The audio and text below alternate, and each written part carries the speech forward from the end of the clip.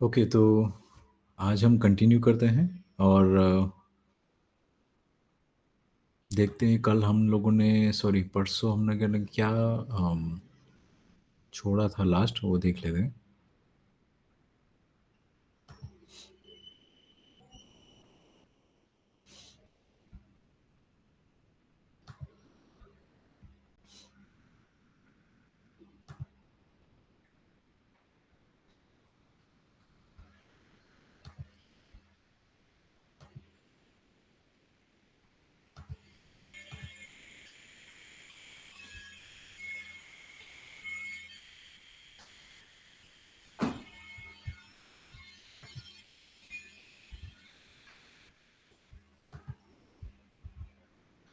Okay, तो हमने देखा था कि कैसे पदार्थ जो है वो हमारी पृथ्वी में संग्रहित हो करके अम, सब तरह-तरह के कॉमेट्स आए, जिसको कहते हैं ना हम लोग हमारे पृथ्वी जो है वो आग का गोला थी, है ना?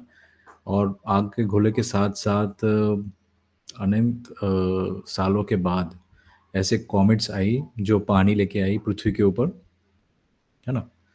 और उसके बाद जो है पहली अवस्था जो है सॉरी बी दूसरी अवस्था जो है वो है प्राण अवस्था और वो ऐसे ही स्टार्ट हुई थी, आज भी ये दिखती है काय के स्वरूप में। और दरिया के अंदर भी घास जो है वो हम लोग इसके बाद की थी, जो परसेंटेज सबसे ज़्यादा ऑक्सीजन का है, वो वहाँ पर से ही बनता है पृथ्वी के ऊपर। तो ये सब चीज़ें इसका इसका फिंगरप्रिंट जिसको कहते हैं ना आज भी हम लोग देख सकते हैं, यही सब चीज़ें आज भी दिखती हैं और इसमें से विकास होते-होते हम लोगों ने बहुत बड़े-बड़े पेड़ और वही सब चीज़ के अंदर से जो पानी था उसमें से विकास होकर के बहुत ज़रे जानवर जो थे उसमें से मछलियाँ थी ख़ास करके वो सब पृथ्वी के ऊपर आई और उसके ऊपर पंख आ गए तो वो उसमें से अमुक पक्षी बन गए और अमुक पृथ्वी के ऊपर ही रह गए। ऐसे करके सब चीज़ें हमने लोगों ने समझी। ठीक है? एक छोटा-सा एनिमेशन मैं आपको दिखाना चाहता हूँ। आप ये कह सकते हैं कि ये हमारा सबसे पुराना जिसको कहते हैं ना सबसे पुराना अ, परंपरा में जो है हमारा शेप जो है। मैं एक चीज़ आपको ध्यान आकर्षण करना चाहता हूँ कि यहाँ पर जो देख सकते हैं ना, ये जो फ़ोरहेड का पार्ट है, ख़ास करके मैं कैसे समझाऊँ आपको, ये जो कपार जो फ़ोरहेड का पार्ट है ना, वहाँ पर आप फ़ोकस कर लीजिए कि क्या होता है एग्ज़ैक्टली वहाँ पर। जैसे-जैसे विकास होता जा रहा है, ये जो जीव है वो जैसे विकास होता जा रहा है, उसका फ़ोरहेड मतलब कपार में क्या होता है वो आप देखिए।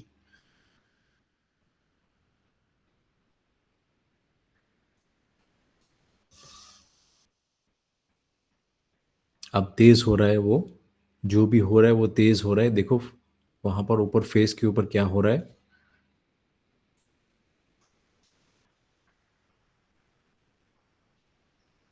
आँख वहाँ पर ही है, नाक भी वहाँ पर है, लेकिन आप कपार के ऊपर फ़ोकस कीजिए कि क्या हो रहा है। डरावना दृश्य लग रहा है लेकिन ये सब हमारे ही पूर्वजें हैं, है ना?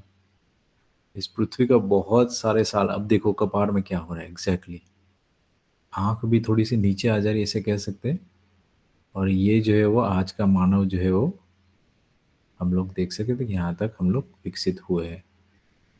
तो ये जो पॉइंट है मैं यहाँ पर दिखाना इसलिए चाहता था ये दृश्य को कि ये जो पॉइंट है जो स्टार्टिंग में जो था उसमें जितना भी कपार के पास जो सोचने की क्षमता थी ना मैं बेसिकली वहां पर ये कहना चाहता हूँ कि जो सोचना विचारना जिसको कहते हैं हमारे अंदर जो जिज्ञासा होती है वो सब चीज़ें जो होती है वो लिमिटेड होती है एनिमल्स में खास करके जिसको कहते हैं वो आगे का भाग उसको फ्रंटल लोब कहते हैं ठीक है तो वो फ्रंटल लोब जो होता है वो आज भी जानवरों में छोटा होता है। बहुत सारे जानवरों में बड़ा-बड़ा मस्तिष्क तो होता है लेकिन उसका जो फ्रंटल लोब जो है, जो क्रिएटिविटी का पार्ट है, जो जिज्ञासा का पार्ट है, जो प्रश्न पूछता है, वो बहुत छोटा रहता है और वो ये भी इसमें आप देख सकते हैं कि कैसे पहले ज़माने में बहुत छोटा था और आज के कंपैरेटिवली आज की तुलना में आप कैसा कितना बड़ा हो गया आप देख सकते हैं यहाँ पर। ठीक है? तो इस टाइम पे जैसे कि हम लोग इस टाइम पे थे जब फॉर एग्ज़ाम्पल तो हम लोग टूल्स बनाने सीख गए और जैसे-जैसे वो विकास होता गया और जैसे-जैसे वो सीसी कहते हैं उसमें।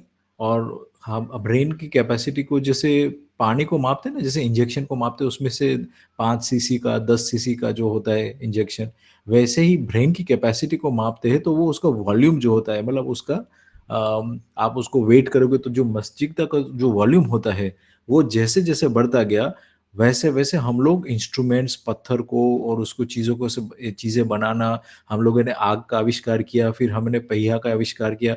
जितनी भी आविष्कार किए हमने, इन्वेंशंस किए, रिकॉग्नाइज़ किया है, रूल्स को समझे हैं, और जो रूल्स को समझते गए तो हम लोगों को समझ में आया कि जैसे जितना भी मस्तिष्क हमारा बढ़ता गया तो उसके साथ रिलेटेड है कि हमारा जो विकास जो है वो सोचने का विकास बढ़ता गया है। तो ऐसे कह सकते हैं कि अगर पहले ज़माने में इतना सारा डेवलपमेंट नहीं कर पा रहे थे क्योंकि हमारे पास ब्रेन की कैपेसिटी ही उतनी छोटी थी। आज भी हम लोग देख सकते हैं बंदर जो जानवर होते हैं, वो कल का भोजन के लिए बारे में सोच नहीं पाएँगे। आपको वो ज़्यादा से ज़्यादा पहचान लेंगे, ये जो जानवर होते हैं वो लोग पहचान सकते हैं उसके केयरटेकर को या जो उसको रख-रखाव करता है वो, आज भी उसके अंदर उतनी क्षमता है। लेकिन वो ना प्लान कर सकते हैं, ना कल्पनाशीलता उसकी दौड़ा सकते हैं।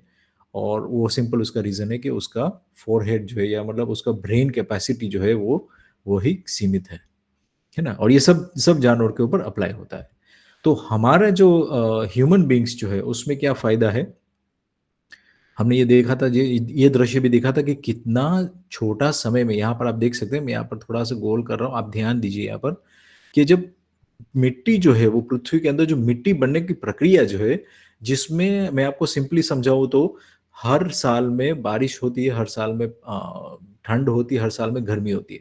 तो ये जो कार्यक्रम जो है ना, उसमें से ही जो पत्थर बड़े-बड़े जो पत्थर थे पृथ्वी के ऊपर जो रखे गए थे, वो टूटते गए हैं।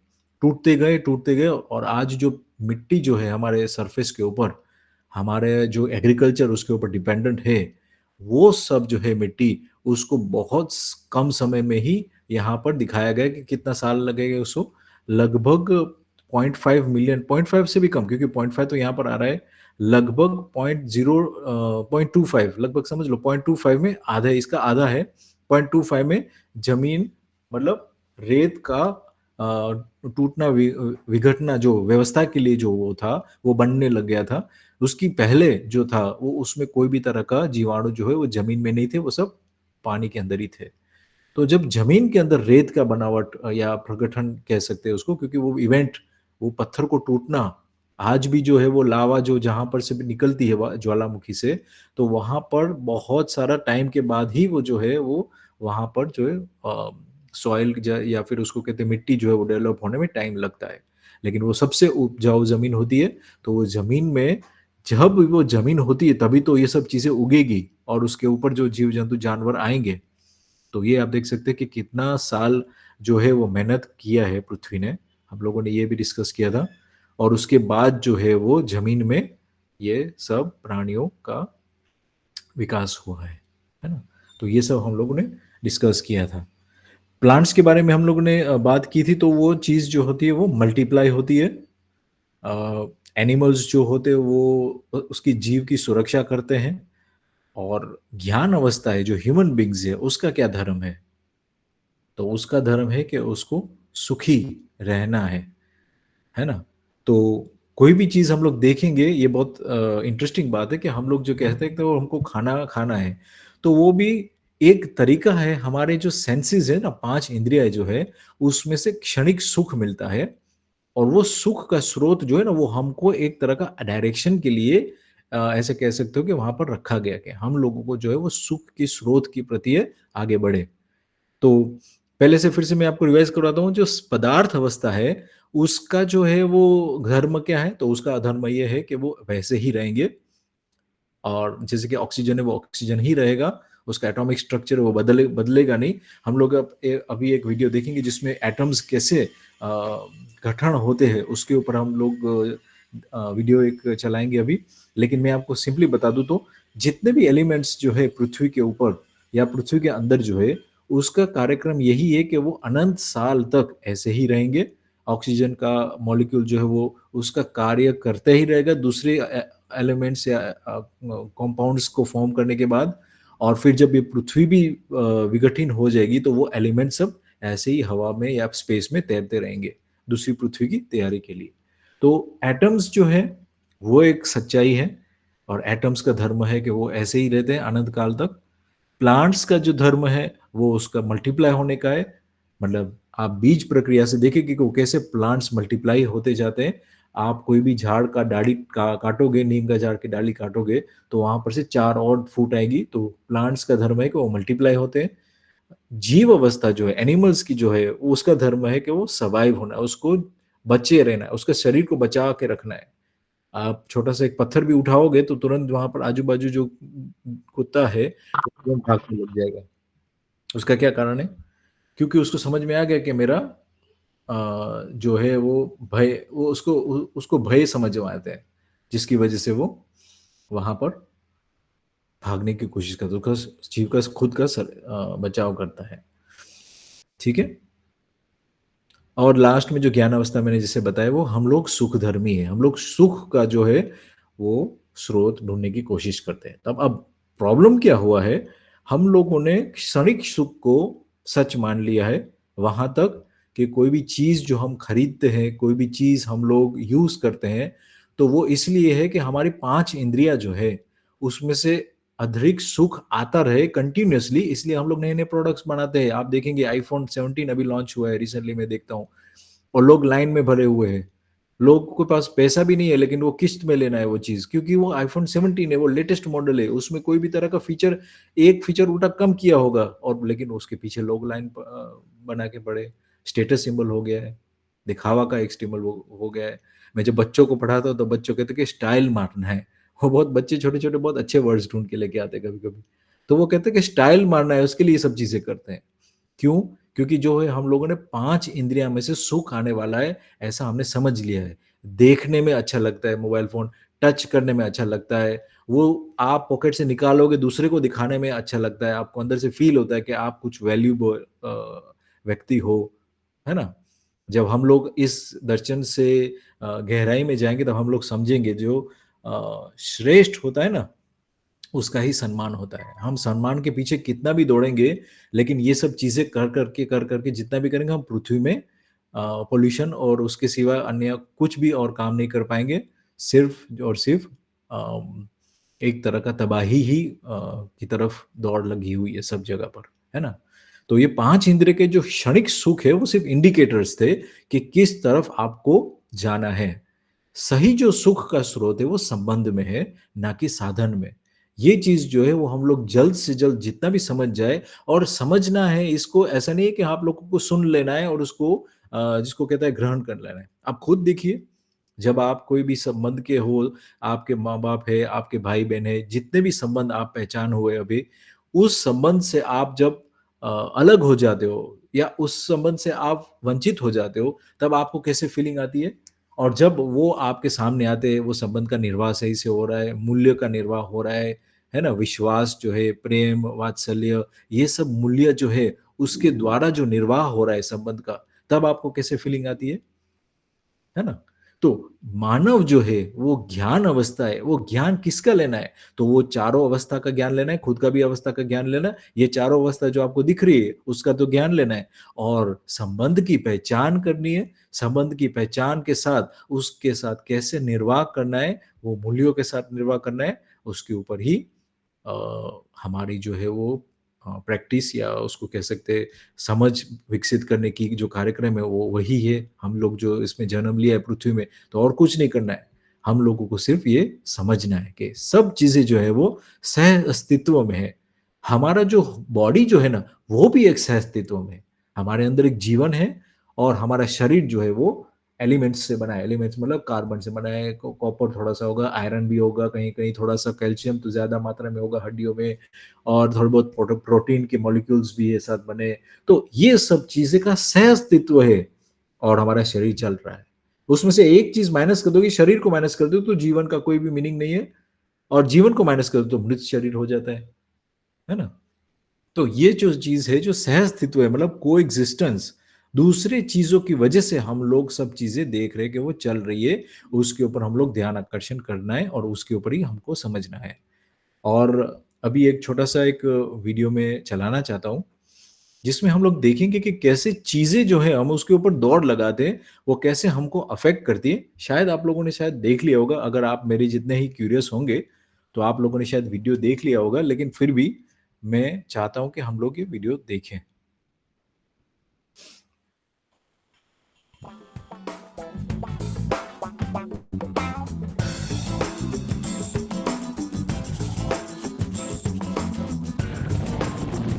चीजों की कहानी।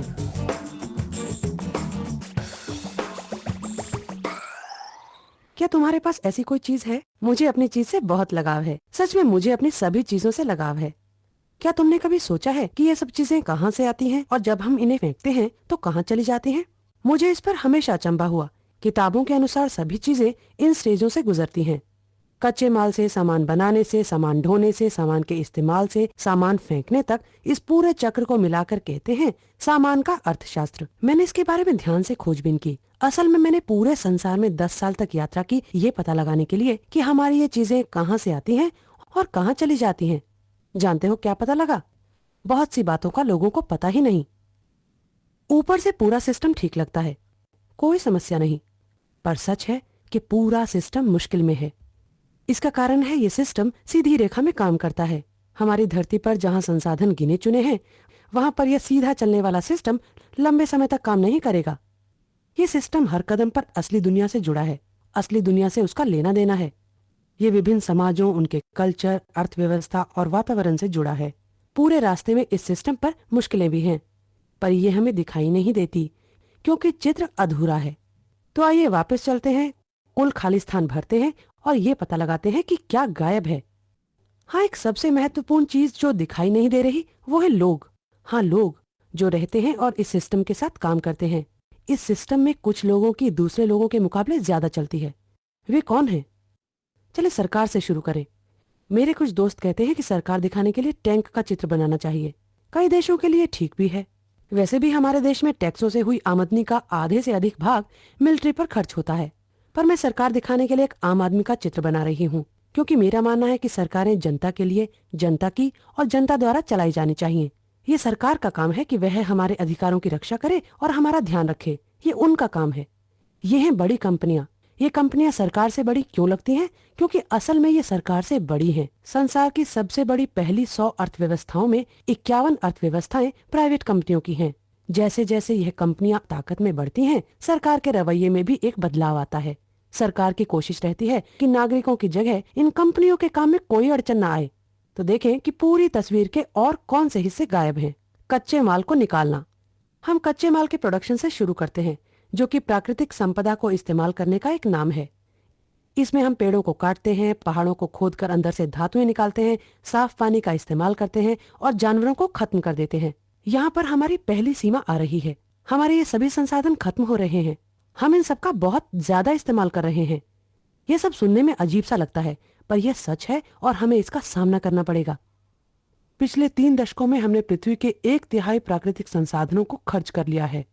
हम इतनी तेजी से पेड़ काट रहे हैं, खोद रहे हैं और कूड़ा फेंक रहे हैं कि पृथ्वी की उस पर रहने वालों को संसाधन दे पाने की शक्ति खत्म होती जा रही है। अमेरिका में जहां मैं रहती हूँ, केवल 4% जंगल ही बचे हैं। हमारे पानी के 40% संसाधनों का पानी पीने लायक नहीं है।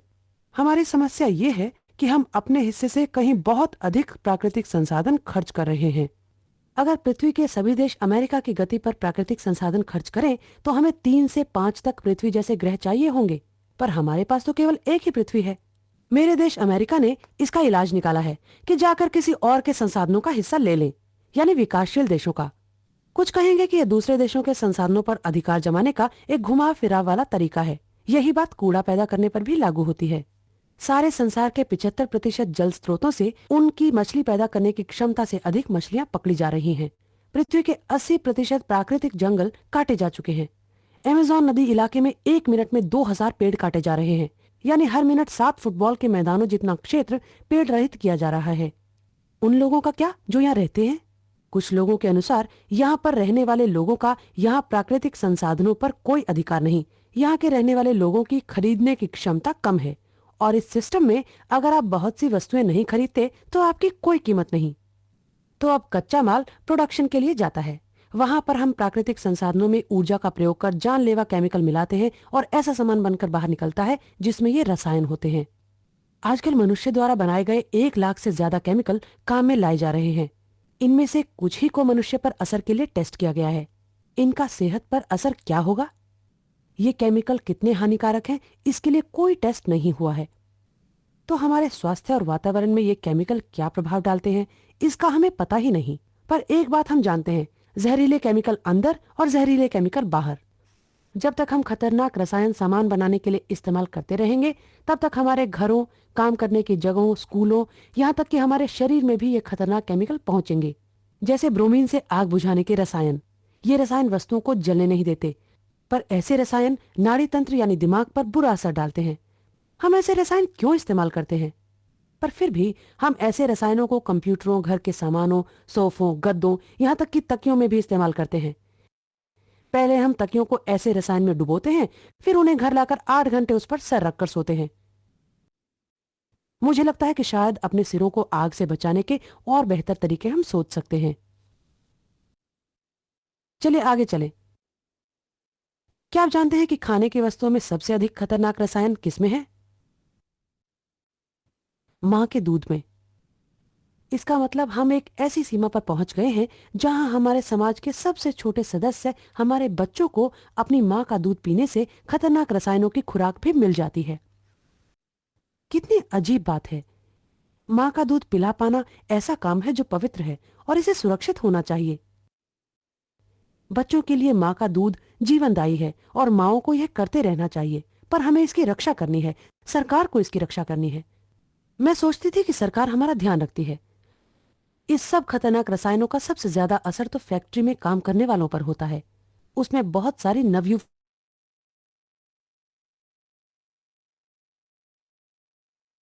मातृत्व की क्षमता को खत्म कर देते हैं। मैं पूछती हूँ कि कौन सी मजबूरी है कि नवयुवतियों को ऐसे वातावरण में काम करना पड़ता है? वे कोई और काम क्यों नहीं कर सकती? यही तो इस सिस्टम की खास बात है। स्थानीय काम धंधों और वातावरण के उजड़ने से ऐसे मजबूर लोगों की कमी नहीं रहती जिनके पास कुछ और करने को है ही नहीं।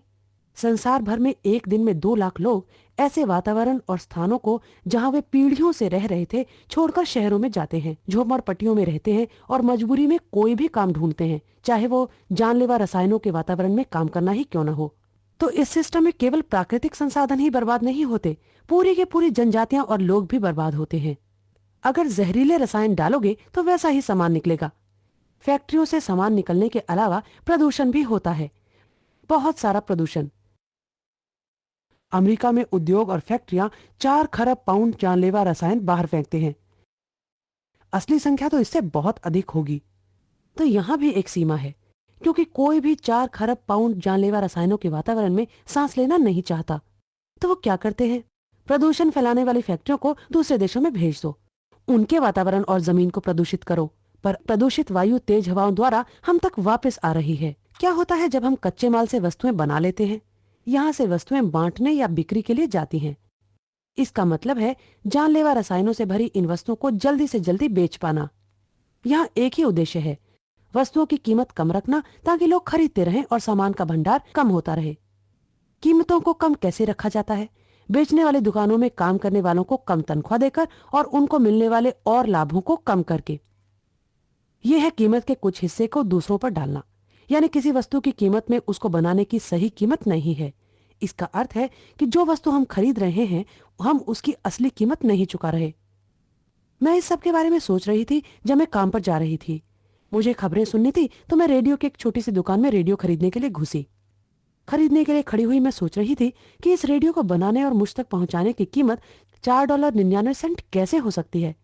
इसके निर्माण के लिए शायद दक्षिणी अफ्रीका में धातु निकाली गई, इराक में पेट्रोल निकाला गया, चीन में प्लास्टिक का हिस्सा बना और शायद मेक्सिको में 15 साल के एक बच्चे ने एक फैक्ट्री में ये रेडियो बनाया। $4.99 तो दुकान में इस रेडियो को रखने की जगह के किराए से भी कम लागत है। और उस कीमत का क्या जो बेचने वाले लोगों की तनख्वाह या सामान के ट्रांसपोर्ट पर खर्च हुई होगी। तब मुझे महसूस हुआ कि मैंने रेडियो की असली कीमत दी ही नहीं। तो फिर ये कीमत किसने दी? कुछ लोगों ने अपने प्राकृतिक संसाधन खोकर अपनी साफ हवा को प्रदूषित करके बढ़ती हुई कैंसर जैसी बीमारियों से ये कीमत दी। कॉन्गो के बच्चों ने अपने भविष्य का बलिदान करके यह कीमत दी। कॉन्गो के 30% से ज्यादा बच्चे स्कूल छोड़कर कोलतान धातु को खोदने में लग जाते हैं। इसको हम अपने इलेक्ट्रॉनिक्स के फेंके जा सकने वाले साजो सामान में इस्तेमाल करते हैं। तो इन सब लोगों ने अपने स्वास्थ्य के खर्च की कुर्बानी देकर ये कीमत दी ताकि मुझे ये रेडियो $4.99 का मिल सके। इन दी हुई कीमतों का कहीं कोई लेखा जोखा नहीं। कंपनी वाले प्रोडक्शन कीमत को दूसरों पर डाल देते हैं। वस्तुओं का इस्तेमाल, यह है चीजों को इस्तेमाल में लाने का सुनहरा तीर। यह तीर ही तो पूरे सिस्टम का दिल है, वो इंजन जो इस पूरे गड़बड़ सिस्टम को चलाता है। इस तीर को कोई नुकसान न पहुंचे, इस काम में दोनों सरकार और बड़ी कंपनियां लगी हैं। इसीलिए तो 9/11 की दुर्घटना के बाद जब सारा अमेरिका स्तब्ध था, राष्ट्रपति बुश बहुत सारी बातें करने को कह सकते थे, जैसे मातम मनाने को, प्रार्थना करने को, आशा करने को, पर उन्होंने कहा खरीदो। उन्होंने और अधिक खरीदने का नारा दिया। हम खरीदारों का देश बन गए हैं। हमारी पहली पहचान है कि हम एक खरीदार हैं, न कि हम माताएं, अध्यापक या किसान हैं। यही एक तरीका है जिसे हमारी कीमत आंकी जाती है। यह इस बात से भी आंकी जाती है कि हम इस सुनहरे तीर को कितना दे पाते हैं और हम कितनी वस्तुएं खरीदते हैं और इस्तेमाल कर पाते हैं। हम खरीदते हैं और ज्यादा खरीदते हैं और वस्तुएं इधर से उधर आती जाती रहती हैं। अंदाजा लगाएं कि बनी हुई वस्तुओं में से कितने प्रतिशत वस्तुएं इस्तेमाल के 6 महीने के बाद भी उपयोग में रहती हैं। 50% नहीं, सिर्फ 1%। इसका मतलब है उस सब सामान का 99% जो हम खोदते हैं, बनाते हैं और ट्रांसपोर्ट करते हैं, उस 99% को हम कूड़ा मानकर फेंक देते हैं 6 महीने के अंदर ही। यदि इस गति से हम वस्तुओं को कूड़ा मानकर फेंकेंगे तो इस पृथ्वी पर रहेंगे कैसे? हमेशा से ऐसा नहीं था। आज एक अमेरिकन 50 साल पहले से दुगना सामान इस्तेमाल कर रहा है। अपनी दादी या नानी से पूछो। चीजों की बचत और चीजों को दोबारा इस्तेमाल कर पाना एक अच्छी आदत मानी जाती थी। फिर ये कैसे हुआ? सचमुच ये सब हुआ नहीं, बल्कि सोच समझ कर किया गया। द्वितीय विश्व युद्ध के बाद ये सब लोग हिसाब किताब लगा रहे थे कि अमेरिकी अर्थव्यवस्था को कैसे तेजी से बढ़ाया जाए। खुदरा व्यापार के विशेषज्ञ विक्टर लीबो ने एक हल सुझाया जो सबने मान लिया। उन्होंने कहा, हमें इतनी सारी वस्तुएं बनाने वाली अर्थव्यवस्था की जरूरत है कि हम वस्तुओं का अधिक उपयोग करना एक जीने का अंदाज बना लें। हम वस्तुओं को खरीदने और उनके इस्तेमाल को एक उत्सव मान लें। हम अपनी आत्मिक अहम की संतुष्टि उपभोग करने में मान लें। हमारी जरूरत है कि लोग चीजें जमकर खरीदें, पुरानी चीजें बदलें और तेजी से उन्हें फेंकें। और राष्ट्रपति आइन तहावर के अर्थ सलाहकारों की काउंसिल के अध्यक्ष ने कहा, अमेरिकन अर्थव्यवस्था का असली उद्देश्य उपभोक्ताओं के लिए और अधिक सामान बनाना है। और अधिक सामान उपभोक्ताओं के लिए? हमारी अर्थव्यवस्था का उद्देश्य यह नहीं है कि स्वास्थ्य की अच्छी देखभाल या शिक्षा या सुरक्षित यातायात या न्याय। कैसे हम सब उत्साहित होकर इस कार्यक्रम में शामिल हो गए। उनकी सबसे प्रभावी रणनीतियों में से 2 हैं, चीजों का बेकार हो जाना और चीजों का बेकार हो जाना लगना। चीजों को नियोजित ढंग से बेकार हो जाने का मतलब है कूड़ेदान के लिए डिजाइन करना। वे लोग सामान ऐसा डिजाइन करते और बनाते हैं कि वह सामान जल्दी से जल्दी बेकार हो जाए और हम उसे फेंक कर नया खरीदें। प्लास्टिक के थैलों, कॉफी के कपों से इस बात का साफ पता लगता है। पर अब तो बड़ा बड़ा सामान भी, जैसे सफाई का सामान, डीवीडी इत्यादि, हर वस्तु, कंप्यूटर भी। आपने महसूस किया होगा कि जब आप आज कंप्यूटर खरीदते हो तो 2 साल में ही वह पुराना हो जाता है, क्योंकि तकनीक बहुत तेजी से बदल रही है। मैं इसके बारे में जानने को बहुत उत्सुक थी, तो एक बड़ा डेस्कटॉप कंप्यूटर खोलकर देखा कि अंदर क्या है। मैंने पाया कि जो हिस्सा बदल रहा है वो चिप एक कोने में लगा एक टुकड़ा है। पर हर नए मॉडल में इसकी आकृति बदल जाती है, इसलिए आपको पूरे कंप्यूटर को फेंकना पड़ता है और नया खरीदना पड़ता है। मैंने 1950 में छपे उद्योग डिजाइन पत्रिका में छपे वाक्यों को पढ़ा, जबकि वस्तुओं को नियोजित रूप में बेकार घोषित करने की परंपरा शुरू हुई। डिजाइनरों ने इनके बारे में खुलकर बात की। उन्होंने इस बात पर चर्चा की कि वस्तुएं जल्दी से जल्दी टूटे, पर उपभोक्ता का उन वस्तुओं पर विश्वास बना रहे ताकि वह जाकर और खरीदे। यह सब जानबूझकर किया गया था, पर वस्तुएं इतनी जल्दी नहीं टूट सकती कि इस तीर को जिंदा रख सकें। तो शुरू हुआ उपभोक्ता की नजर में वस्तुओं का बेकार होने का सिलसिला।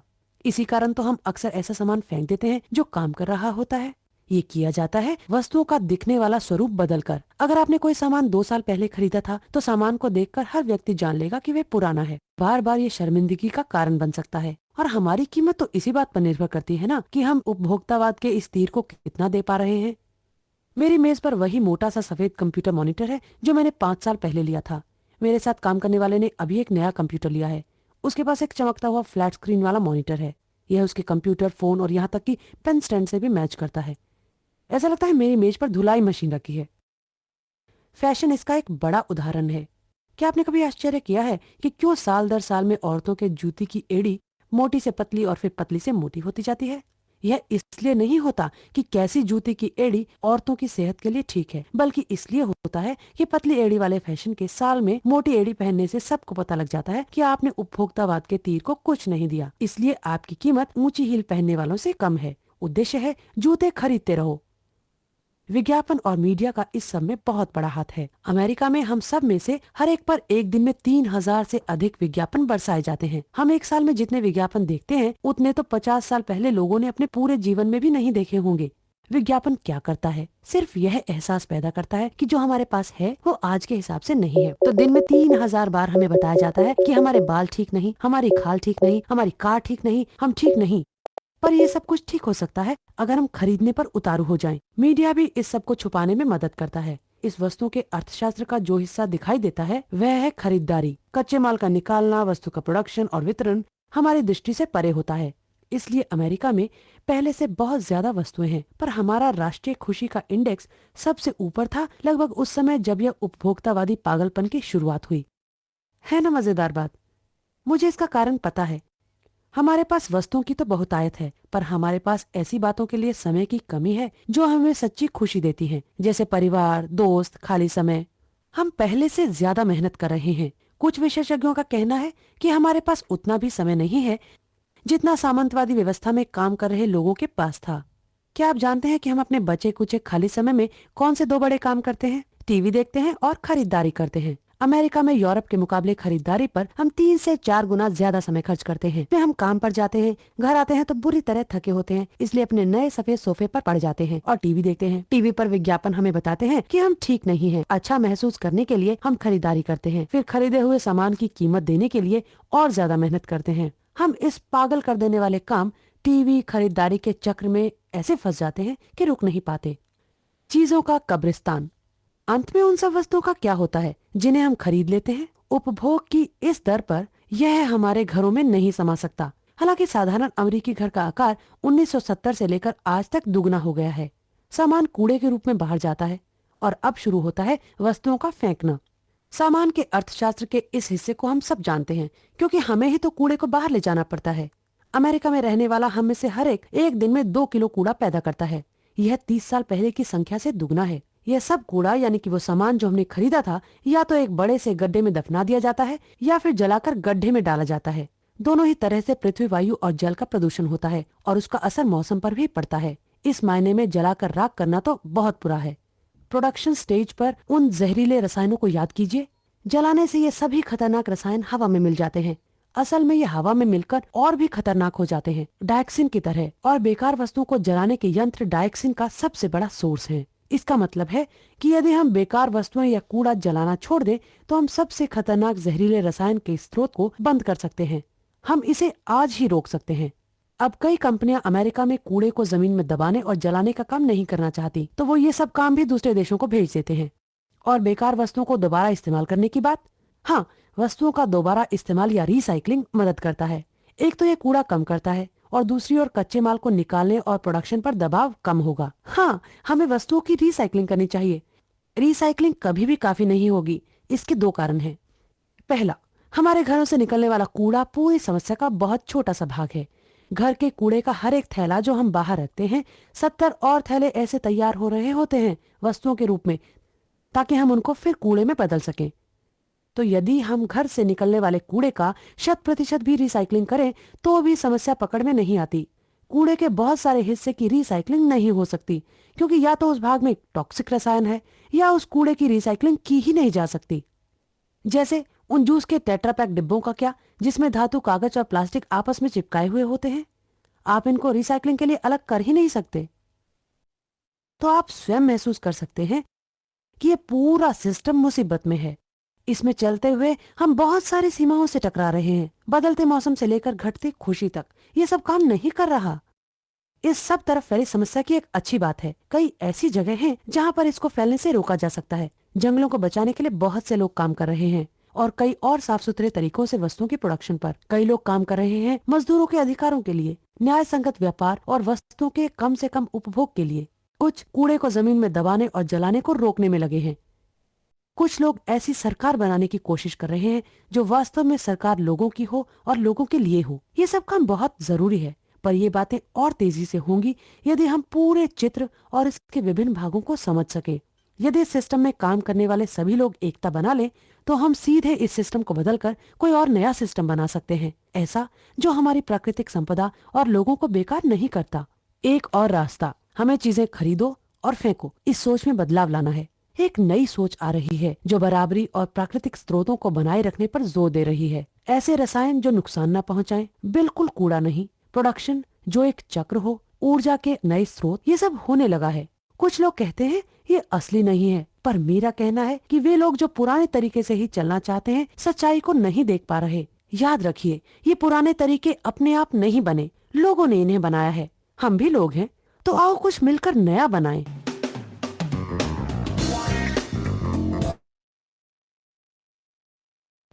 जी, तो आप देख सकते हैं कि कैसे चीज़ें एक साथ जुड़ी हुई है और कैसे अफ़ेक्ट होती है, हम सब लोग जो है उसमें शामिल है। और इसमें काफ़ी सारा पॉइंट्स रखे गए थे, मैं उसको थोड़ा-सा समराइज़ करता हूँ। इसमें जो दूसरे देशों में जो स्रोत होते हैं, जो रॉ मटेरियल का जो है या फिर उसको कहते हैं कि जो पेड़ थे या कॉपर जो है वो साउथ अफ्रीका में से आ रहा था, सोना जो है वो यहाँ इस देश से आता है।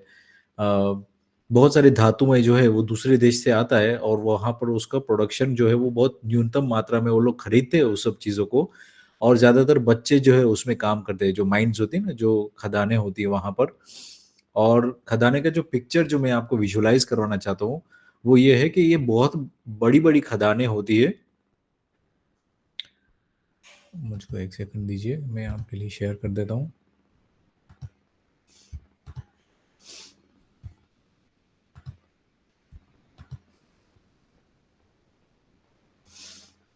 ये साइज़ में इतनी बड़ी होती है और सुरंगें जो होती है, खदानें जो होती है, वो ऐसे ही छोड़ी जाती है जिसमें पानी संग्रहित होता है बाद में, जब लास्ट में उसको काम खत्म हो जाता है उसका। ये आप देख सकते हैं कितना बड़ा जो है वो एक होल जो है, एक खड्डा जो है उसको छोड़ा गया है और कैसे उसके अंदर काला पानी जो है वो अंदर रिस गया है। अब ये काला पानी जो है वो किस चीज़ से बना है? वो हार्ड मेटल्स जो होते हैं, आजू-बाजू जो पेड़-पौधे थे, उसमें से पानी जो रिस-रिस के जाता था, तो वो अंदर नीचे चला जाता था। लेकिन क्योंकि हम लोगों ने खुदाई की थी, क्योंकि हम लोग खोद करके ऐसे छोड़ दें तो आजू-बाजू पेड़-पौधे वो फ़िल्टर नहीं करते और ये जो बीच में होता है वो हेवी मेटल्स होते हैं। हेवी मेटल्स मतलब ज़िंक है, कार्बन है, कार्बोनेट्स है और मैंगनीज़ है। बहुत सारे हेवी मेटल्स जो होते हैं, उसकी वजह से ये सब पानी जो है उसके अंदर भी बारिश का पानी है ये, तो वो ऐसे अंदर संग्रहित होकर के ऐसे रह जाता है। ये आपको जो लाइन्स दिख रही है ना यहाँ पर, ये बेसिकली ये जो लाइन्स जा रही है ऐसे ये रास्ते हैं। ये रास्ते कितने चौड़े होते हैं, मैं आपको एक दृश्य दिखाना चाहता हूँ।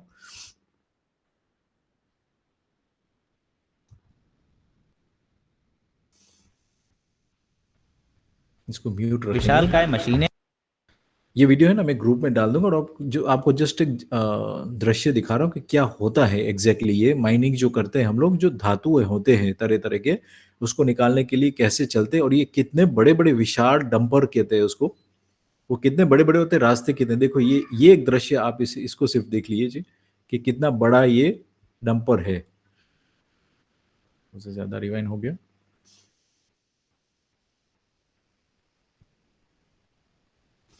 ये एक औरत है बेसिकली जो नॉर्मल हाइट होती है उसकी और ये इसका पहिया ही देख सकते हैं आप कितना बड़ा पहिया है ये, ठीक है ना? तो इसका मतलब ये है कि ये कितना बड़ा डंपर होगा कि जो उठा रहा है सामान जो है, रास्ता में जो चल रहा है, ये जो व्हीकल जो है वो कितना बड़ा होगा, ये रास्ते कितने बड़े-बड़े होंगे और ये जो है वो कोई भी चीज़ जो हम बनती हुई देखते हैं, चाहे वो कार हो, चाहे वो मोबाइल हो, वो उसकी जो शुरुआत होती है ना, वो ऐसे चीज़ से होती है, जहाँ पर लोग उसका मिनरल्स को माइनिंग करते हैं, खुदाई करते हैं उसके लिए, ठीक है ना? एक और दृश्य मैं आप लोगों को दिखाना चाहता हूँ, जो ब्लास्टिंग कहते हैं, एक नई प्रक्रिया है, जो पृथ्वी की सतह जो होती है ना, उसके ऊपर ब्लास्टिंग करते हैं और ऐसे क पूरी की पूरी जो लेयर होती है, वो उसको गिरा देते हैं। एक परत जो होती है पूरी पृथ्वी की, उसको नीचे गिरा देते हैं और वो गिराने के बाद वो क्या करते हैं, उसको पूरा का पूरा मलबा जो बन जाता है उसका कलेक्शन कर के उसको सॉर्टिंग करके उसमें से पानी का भी बहुत बड़ा रोल होता है, मिक्सिंग करके उसमें से जो होता है सॉर्टिंग करना, आप देख सकते हो कैसे इसको क्रश किया जाता है, उसका पाउडर किया जाता है और उसमें सॉर्टिंग होता है। ये सब सॉर्टिंग कर रहे हैं यहाँ पर। तो बहुत सारी जो क्रियाएँ जो है यहाँ पर आप समझ सकते हो कि कैसे चीज़ें जो है वो हो रही है और हमारे हाथ में भी नहीं है, कभी भी कंट्रोल भी नहीं होता है। शायद आप लोगों को ये से पता भी नहीं होगा कि ऐसे स्टार्ट होता है मोबाइल फ़ोन या कोई भी गाड़ी या जो भी कोई हम लोग खींचते हैं ना। और जैसे कि इसके पहले वाले वीडियो में दिखाया गया था कि हम लोगों को ये एडवर्टाइज़मेंट्स के द्वारा जो टीवी में आते हैं ख़ास करके, अभी तो रील्स का ज़माना है, तो रील्स में जो आता है, उसमें हम लोगों को जो है वो कम आकलित किया जाता है। और हम लोगों को लगातार ऐसे इफ़ेक्ट रील्स के द्वारा मिलता है कि हम लोग कुछ कम हैं, हम लोग के अंदर कुछ कमियाँ हैं, जिसकी वजह से आप प्रोडक्ट्स बाय करने लग जाता हो। और प्रोडक्ट्स मैंने जैसे समझाया कि वो 5 इंद्रियाँ जो है हमारी साथ, जो हमारे अंदर जो है, उसके साथ हम तुलना करते हैं कि वॉव! कितना अच्छी गाड़ी है, वॉव! कितनी अच्छी चीज़ें मोबाइल जो नया आया है, देखने भी अच्छा लगता है, टच करना भी सुंदर आपको लग रहा है, फ़ील हो रहा है।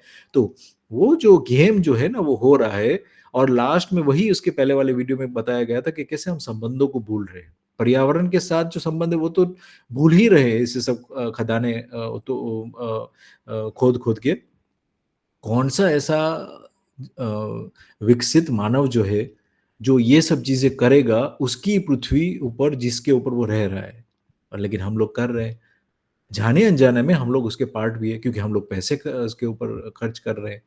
तो ये जो टू एंड फ्रो जो चल रहा है ना कि हम लोग जो कर रहे हैं वो उसको सहमत कर रहे हैं, उसको माइनिंग करने के लिए कंटिन्यू करने के लिए उसको टिक कह रहे हैं कि हाँ, तुम मेरी प्रति ऐसे माइनिंग करो क्योंकि मैंने आपका मोबाइल खरीदा है। हाँ, टिक करते हैं हम लोग, हमने आपकी गाड़ी खरीदी। तो ये पैसा का जो है ना कार्यक्रम, जो पैसा यूज़ हो रहा है अभी, वो बिल्कुल एक तरह का साइकल्स जो है ना, उसको ध्यान में नहीं रख रहा है। तो वो एक मेन इम्पोर्टेंट चीज़ मैं आप लोगों के लिए ध्यान आकर्षण करना चाहता था कि पैसा आपको एक ऐसे अ, भास देता है, भास मतलब आपको ऐसे अनुभव करने के लिए कोशिश करता है कि कोई भी चीज़ जो है वो परमानेंट है। लेकिन वात्सल्य में क्या होता है, वास्तव में क्या होता है कि ये जो सब चीज़ें जो है वो साइकिल में होती है।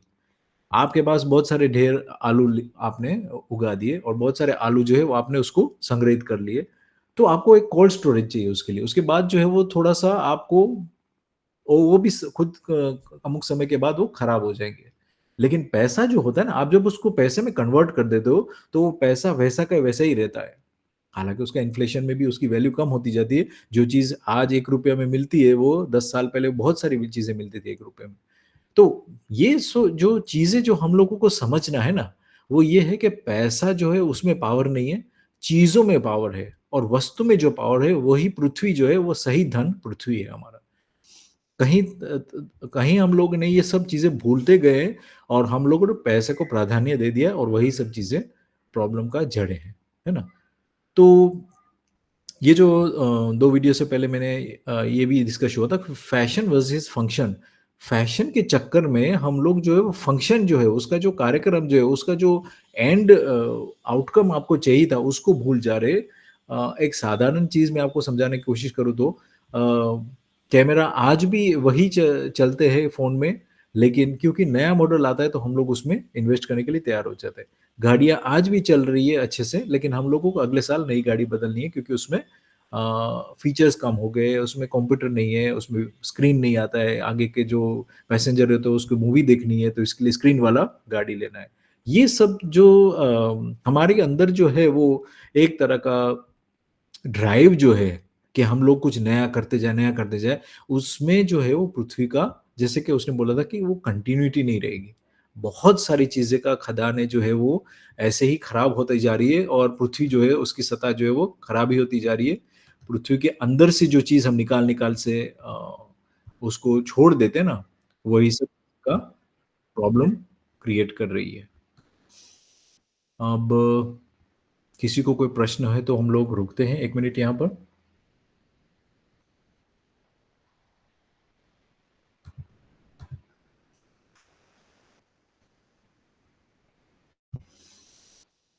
क्लास में भी किसी को कोई प्रश्न है तो पूछ सकते हैं। वेस्ट जो होता है ना, जितना भी वेस्ट बढ़ता जा रहा है ना, जितनी भी बड़ी-बड़ी पहाड़ें हो गई अभी तो वेस्ट की, दिल्ली में और ये सब चीज़ों की जगह पर 2-3 पहाड़ें जैसे माउंटेन जैसे हो गया है वेस्ट का। और जितने जितने भी वेस्ट दिख रहा है उतनी ही मात्रा में खदानें हैं, माइनिंग्स कर रहे हैं हम लोग। तो दोनों तरीके से हम पृथ्वी को विक्षेप पहुंचा रहे हैं, है ना।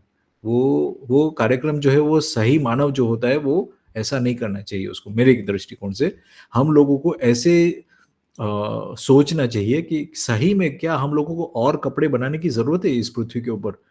क्या क्या हम लोगों को सही दूसरे मकान और भी होटल्स और भी जो घर है उसको बनाने की ज़रूरत है? या जो है उसको सिर्फ़ उसको समझना है और उसको व्यवस्था में लेके आना है?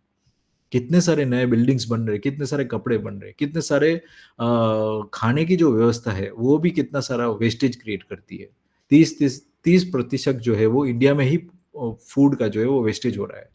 और ये फिगर्स जो है वो गवर्नमेंट्स अनाउंस कर रही है। तो आप सोचिए कि ये जो है, इसका मतलब है कि हम लोगों ने कुछ उगाया, उसमें पानी सींचा, सब चीज़ें की और उसमें से जो है 30% जो है वो मतलब 100 टन आपने बनाया तो 30 टन, है ना? आप अगर ट्रॉली की वो गिनती करोगे तो लगभग ऐसे कह सकते हो कि अगर 7 से 10 टन होता है, तो 3 ट्रॉलियाँ जो है वो वेस्टेज चली जाती है। 10 टन में से 3 ट्रॉलियाँ जो वेस्टेज में चली जाती है। खाना आपने परिपक्व बेस्ट खाना है, लेकिन क्योंकि वो व्यवस्था के में नहीं बना है या आपने मार्केट प्राइसेस जो है उसको नहीं ले पाया, तो उसकी वजह से उसका भाव गिर जाता है। और अच्छा भाव क्यों गिरता है? क्योंकि आपने जो चीज़ है वो ज़्यादा मात्रा में उगा दी है, ज़्यादा मात्रा में आपने मार्केट में लेके आए, तो वो जो व्यापारी होता है वो भाव गिरा देता है। और आपके पास कोई और चारा नहीं है, सिवाय कि आप उसका मूल्यवर्धन करो, तो वो उसका आपका मार्केट का भी वैल्यू आएगा उसमें। तो कहीं न कहीं ये सब चीज़ें जो जुड़ी है वो पैसे के साथ हम जोड़ते हैं तो हम कहीं न कहीं प्रॉब्लम में आ जाएँगे। लेकिन आप खुद की व्यवस्था के लिए बात करेंगे, संबंधों के बारे में बात करेंगे, संबंध में रह कर के आपकी जो आवश्यकता है उसको निश्चित करेंगे, तो वो सब चीज़ें लाइन में आएगी। है ना? आप देखिए जो एनिमल्स है, वो कैसे व्यवस्था में रह रहे हैं। पदार्थ जो है वो कैसे व्यवस्था में रह रहा है। मतलब पानी का बूँद यहाँ पर पानी नहीं रहता है, वहाँ पर अमेरिका में ले जाओ तो वो कुछ और कुछ करने नहीं लगता कार्यक्रम। वहाँ पर दारू नहीं बन जाता है। पानी जो है वो पानी ही रहता है। यहाँ पर चाहे दूसरे देश में चाहे दूसरे ग्रह में। ये सब चीज़ों में निश्चित आचरण जो है, उसके अंदर जो वो एक्टिविटी है वो प्रेडिक्टेबल है। उसका आप अनुमान कर सकते हो। सिर्फ मानव जो है, उसके अंदर जो कल्पनाशीलता है, वही जो बात है, जो उसका जो मगज, जो ब्रेन कैपेसिटी जो बढ़ गई है, उसकी वजह से उसके अंदर कल्पनाशीलता आ गई है। तो वो जो कल्पनाशीलता सही की दिशा में, ज्ञान की दिशा में करनी चाहिए थी, समझने की दिशा में करनी चाहिए थी, उसकी जगह पर ये पृथ्वी के अंदर से कैसे हम लोग निकाले ज़्यादा प्रिय हित लाभ, इसके ऊपर ही टिकी हुई है। क्या न्याय है? कैसे न्याय कर सकते हैं सब चीज़ों के साथ, सब वस्तुओं के साथ, सब पदार्थों के साथ, सब प्राण अवस्था के साथ, सब जीव के साथ कैसे न्याय कर सकते हैं, उसके ऊपर तो समझ ही नहीं है हम लोगों को। क्योंकि उसके टीचर्स ही नहीं बने, उसके गुरु ही नहीं बने। अभी तक कोई सोचा ही नहीं किसी ने अभी तक। पर ये जो है हम लोग इसको आपको बार-बार इसको इसलिए बॉम्बार्ड कर रहे हैं ताकि आपका जो कल का जो निर्णय हो, कोई भी हो, चाहे धंधा में हो, चाहे आपके घर पे हो, कोई भी जो भी आप निर्णय लेते हो, वो इस सब 4 अवस्था को समझ करके कोई भी आप निर्णय लेते हो, तो वो आप नियंत्रण जो है उसका भागीदार होते हो और नियंत्रण जो है वही पृथ्वी है। अगर नियंत्रण नहीं होता है तो पृथ्वी नहीं रहती है ना? और नियंत्रण में ले आने के लिए बहुत सारी जो साइकिल्स के बारे में भी हम लोगों ने लास्ट 2 हफ्ते में किया है। जिसमें बहुत सारी साइकिल्स में कार्बन की भी बात की थी, नाइट्रोजन की भी बात की थी, ऑक्सीजन भी कहाँ से आता है उसके बारे में बात की थी, है ना? तो ये साइकिल्स, ये सब चीज़ें चल रही है, व्यवस्था में चल रही है सब चीज़ें, मानव जो है वो ही अनिश्चित आचरण है उसका, उसका कारण क्या है कि उसको भ्रमणा है। कि जो पैसा है वो सही है, उसके भ्रमणा है, उसके अंदर जो है वो राक्षस मानव जो है वो सब चीज़ें को हड़पना है उसको, दूसरे के पास से चाहे वो जो मानवीयता है ना, उसके उसका जो है वो हनन हो गया है। और उसके ऊपर ही हम लोगों को जो है वो नेक्स्ट हमारा जो टॉपिक है वो है सेंसिटिविटी जो है, हमारी जो मानवीयता है, उसको कैसे हम लोगों को बढ़ाएँ या उसको एटलीस्ट उसको कैसे हम लोगों को उसको वॉइस दें। अभी तक जो है वो हमारे अंदर मानवीयता जो है वो दबती ही जा रही है, सब चीज़ों के अंदर। पहले तो ज़माने में मेरी मम्मी कहती थी कि कोई भी मौत हो जाता था किसी का, उस टाइम पे तो बहुत त्रास था वो टाइगर्स का और ऐसे लेपर्ड का, चीता ची ची चीतों को चीतों घर गाँव में आ गया, ऐसे कहते थे। तो एक आदमी उसमें मर गया तो पूरा गांव जो है वो शौक मना रहा था कि ये क्या हो गया गांव में, है ना? और आजकल जो है वो न्यूज़ में इतने सारे लोग मर रहे और हम लोग डिनर ले रहे। कुछ परवाह ही नहीं, कुछ समझ ही नहीं, कुछ ऐसे इफ़ेक्ट ही नहीं हो रहे, कुछ सेंसिटिविटी नहीं है हमारे अंदर, है ना? तो ये जो है वो हम लोगों को वापस जो है वो उसके अंदर समझना पड़ेगा, मानवीयता जो है वो उसके ऊपर क्या कैसे काम करे? हम लोगों के अंदर ही है, लेकिन उसको पहचानना है ना? संबंधों को फिर से पहचानना है। सब चीज़ों के साथ, सिर्फ़ घर के संबंध की बात नहीं हो रही, यहाँ पर जो है वो चारों अवस्था के संबंध के साथ की बात हो रही है। ठीक है? मेरे ख़्याल से हम लोगों ने काफ़ी टॉपिक्स कवर किया। किसी को कोई अच्छी बात लगी हो तो वो बता सकते हैं, अन्यथा मैं एक नेक्स्ट टॉपिक लेता हूँ। तुरंत आ जाइए जिसको भी अच्छा लगा कि ये पॉइंट बहुत अच्छा बोला आपने सर। ऑनलाइन भी हो सकता है, चाहे वहाँ पर क्लासरूम में भी है। मैं 1 मिनट में तब तक 1 मिनट में एक दूसरा स्लाइड सेटअप करता हूँ।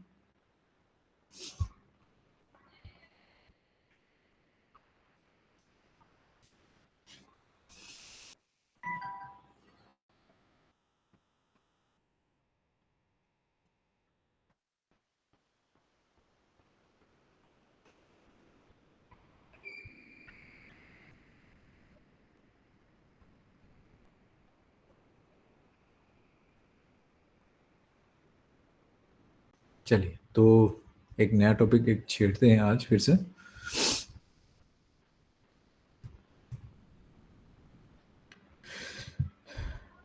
जो निश्चित आचरण की बात हो रही थी ना, उसके बारे में हम बात करेंगे।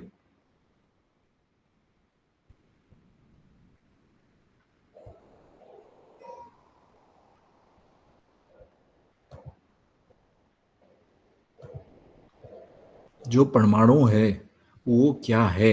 आप उसको ध्यान से सुनना।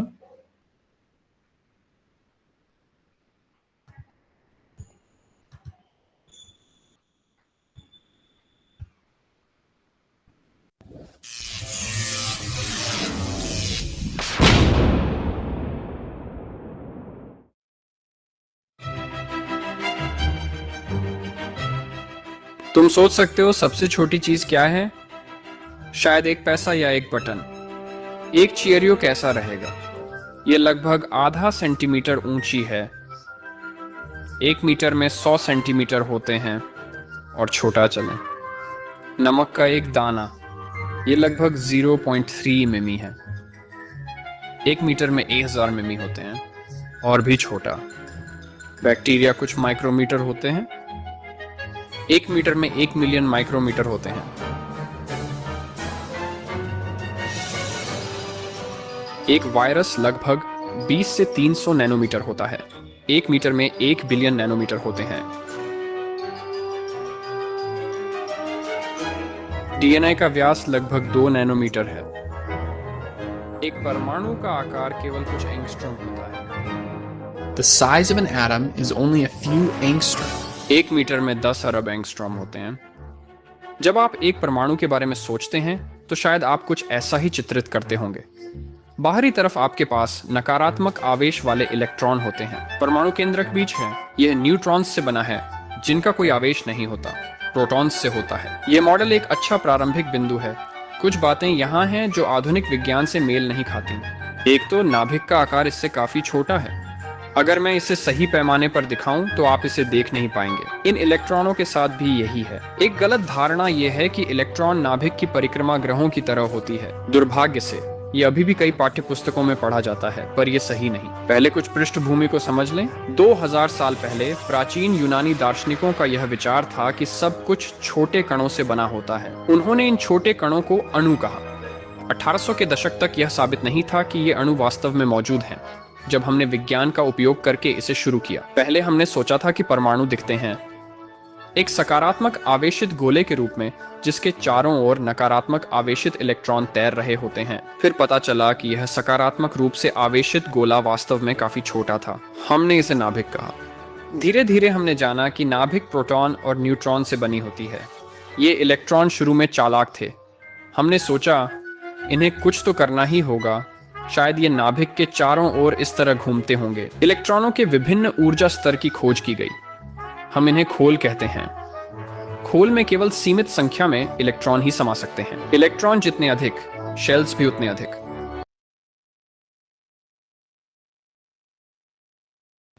इसमें मैं पॉज़ इसलिए ले रहा हूँ क्योंकि ये जो जितना भी वर्ड्स बोल रहे हैं ना कि वो जो है वो शेल्स क्यों है, वो समझ में नहीं आ रहा था। आधुनिक जो साइंस है उन लोगों को भी क्लिक नहीं हो रहा है कि क्यों ये सब चीज़ें हैं। तो मैं 1 सेकंड के लिए पॉज़ कर देता हूँ यहाँ पर।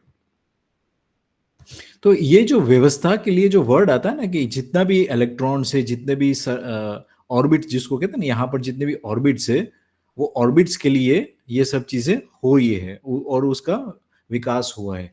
हर एक जो है एटम जो है, वो कहीं न कहीं उसका विकास हुआ है और ये जो व्यवस्था के लिए जो है उसका कार्यक्रम है। जैसे कि हम लोगों ने ये बात की थी कि ऑक्सीजन के एक मॉलिक्यूल में 2 हाइड्रोजन साथ में मिल करके काम करते हैं और उसकी वजह से क्या हो जाता है H2O, मतलब हाइड्रोजन के दोनों और ऑक्सीजन के एक। तो H2O को जो है फॉर्म, वो क्या कर रहा है, व्यवस्था के लिए जुड़ रहे हैं। और ये जो साइंस के बारे में बात कर रहे हैं, तो साइंस को अभी भी नहीं पता है कि क्यों ऐसे घूम रहे और कैसी दिशा में वो उसको बना के रखा है उसने, वो निश्चित नहीं है। वो लोगों को पता नहीं कि ये क्यों ऐसे हो रहा है। लेकिन दर्शन जो है वो हम लोग को कह रहा है कि व्यवस्था के लिए ये सब चीज़ें काम कर रही है। आपके लिए एक छोटा-सा मॉडल दिखा ही देता हूँ कि H2O कैसे दिखता है।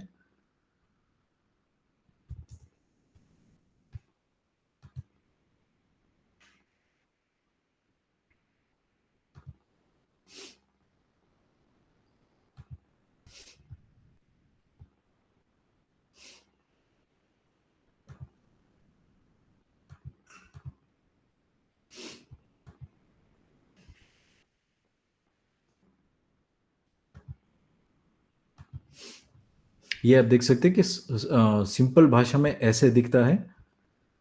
ये जो है यहाँ पर वैसे दिखता है और अगर अंदर डीप से देखें तो ये जो परमाणु है उसके अंदर ये छोटे-छोटे अंश है ना, वो सब चीज़ें एक साथ जो है वो शेयर कर रहे हैं ऑर्बिट। मतलब ये लास्ट की जो ऑर्बिट है ना, जो भी एक एलिमेंट होता है उसके साथ लास्ट की ऑर्बिट के साथ कोई भी चीज़ जो वो शेयर करती है, वो व्यवस्था के लिए शेयरिंग कर रही है। तो यहाँ पर आप देख सकते हैं कि कैसे ये H है और ये H है और वो दोनों ने ऑर्बिट जो है ऑक्सीजन के ऑर्बिट के साथ शेयरिंग कर रहे हैं और उसने बनाया है H2O। और हम लोगों ने स्टार्टिंग में ये सब वीडियो में देखा था कि कितने छोटे अमाउंट्स में ये सब जो है उसकी साइज भी आप लोगों को दी गई थी कि जो डीएनए से छोटा 0.05 एंगस्ट्रॉम्स। अब ये जो नंबर जो है ना वो उतना भाग में 1 मीटर को आप डिवाइड करोगे, ठीक है ना? 1 मिनट में आपको दिखा देता हूँ। ये जो 1 मीटर यहाँ पर लिखा है, 1 मीटर में इतना सारा भाग कर दोगे, तब जाकर के आपका जो है वो एक एटम की साइज़ बनती है और वो भी 0.5। एक एटम की जो साइज़ होती है वो 0.5 से 5 एंग्स्ट्रॉम्स होते हैं। तो ये जो है वो नंबर को आप समझ लो कि 1 में डिवाइड करोगे, 1 पार्ट लिखोगे इसका, तो वो कितना छोटा होगा, 1 मीटर में इतने सारे टुकड़े कर दोगे और उसमें से 1 पार्ट जो होगा वो आपका ये एटम होगा। ठीक है? थोड़ा-सा टेक्निकल है ये, लेकिन आप साथ बने रहिए। और ये जो है वो व्यवस्था के लिए सब चक्कर काट रहे हैं उसके और ये सब चीज़ें बनी है। उसका जो है वो फॉर्म बना हुआ है। पृथ्वी जो का जो गोला जो है सूर्य के साथ जो है, वो भी उसको ही फ़ॉलो कर रहा है। क्यों?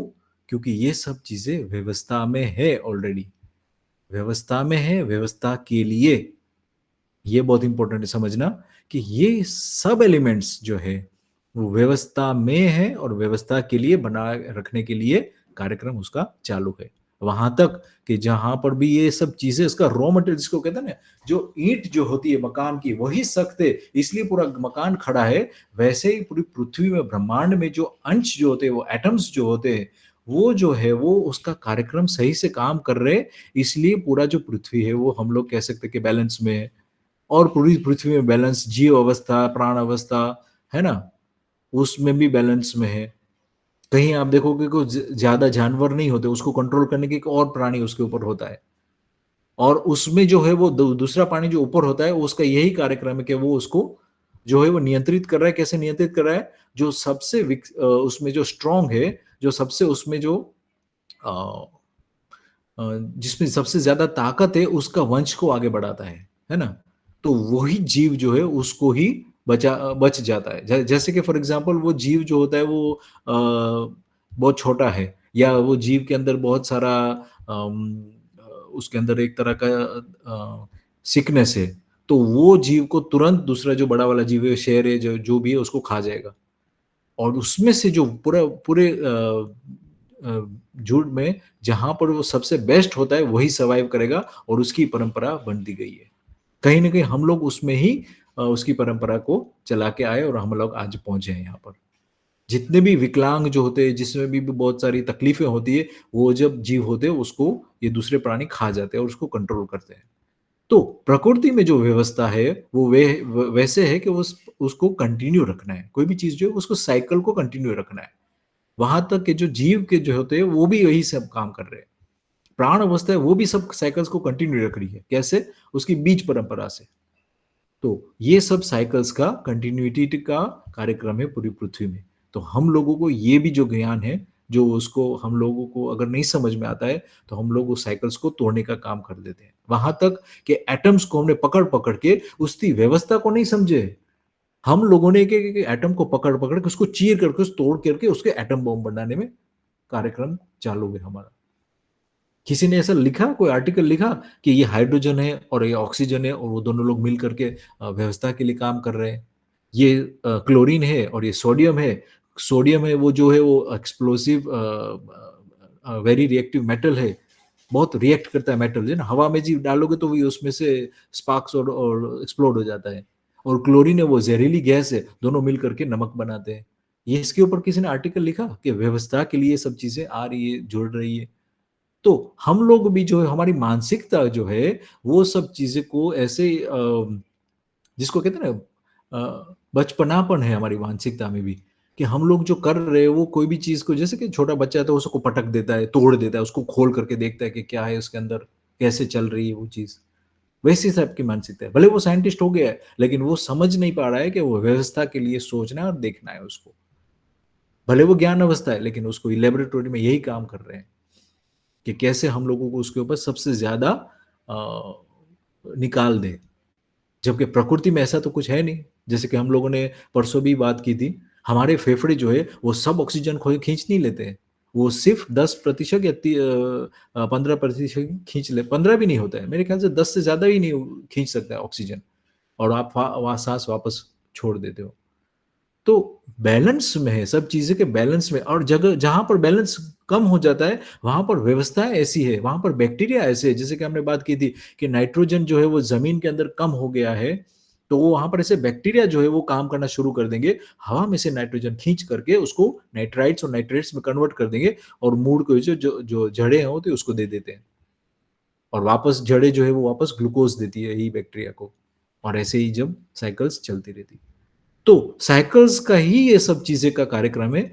आवर्तनशीलता जो है, साइक्लिसिटी, यही नेचर का नाम है, यही नेचर का काम है।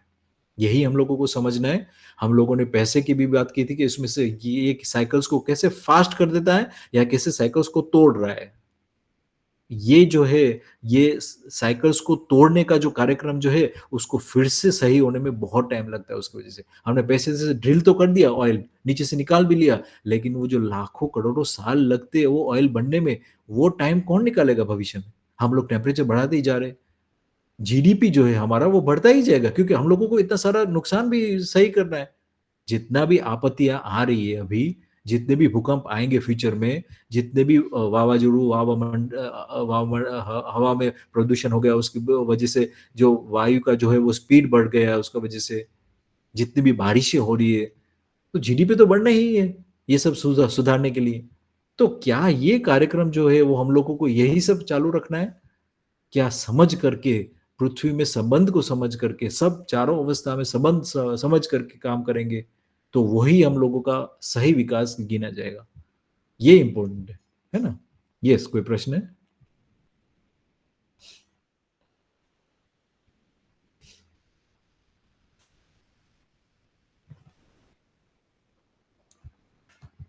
किसी को कोई प्रश्न था वहाँ पर क्लास में?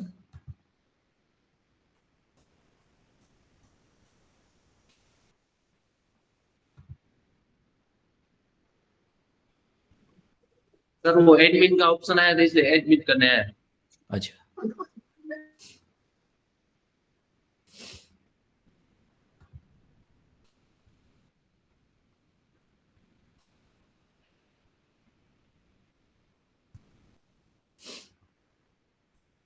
तो मैं लास्ट में इतना ही कंक्लूड करना चाहता हूँ कि जैसे कि हम लोगों ने देखा व्यवस्था में जो है वो सब चीज़ें जो है वो तीनों अवस्था के बारे में बात करते हैं, तो तीनों अवस्था में बहुत सारी व्यवस्था की कार्यक्रम दिखता है। बट हम लोगों के अंदर देखते हैं तो व्यवस्था के कार्यक्रम जो है वो हमारा अनिश्चित आचरण की वजह से बहुत सारी अव्यवस्थाएं फैली है। एक बार और अव्यवस्था की एक झलक आपको दिखा देता हूँ। देखो, जितना भी हम लोगों को इतना दुष्ट कर्म कर बैठे हैं इस पृथ्वी के साथ, वो तो है ही है, लेकिन उसमें से कुछ अगर सीख ले तो अच्छी बात है। अन्यथा क्या होगा कि इतना भी प्रॉब्लम हो गया है, पृथ्वी के साथ हो रहा है, पर हम लोग उसको सॉल्यूशन नहीं कर रहे, इसका मतलब है कि ये भी फिर कार्यक्रम जो है वो इतना पृथ्वी ने सहा है, उसका भी कोई पर्पस या वजूद नहीं रहा, है ना? तो मैं इसके लिए थोड़ा-सा यहाँ पर ज़्यादा टाइम देना चाहता हूँ कि कैसे सब चीज़ों का प्रॉब्लम जो है वो पहले समझ लेते हैं। तो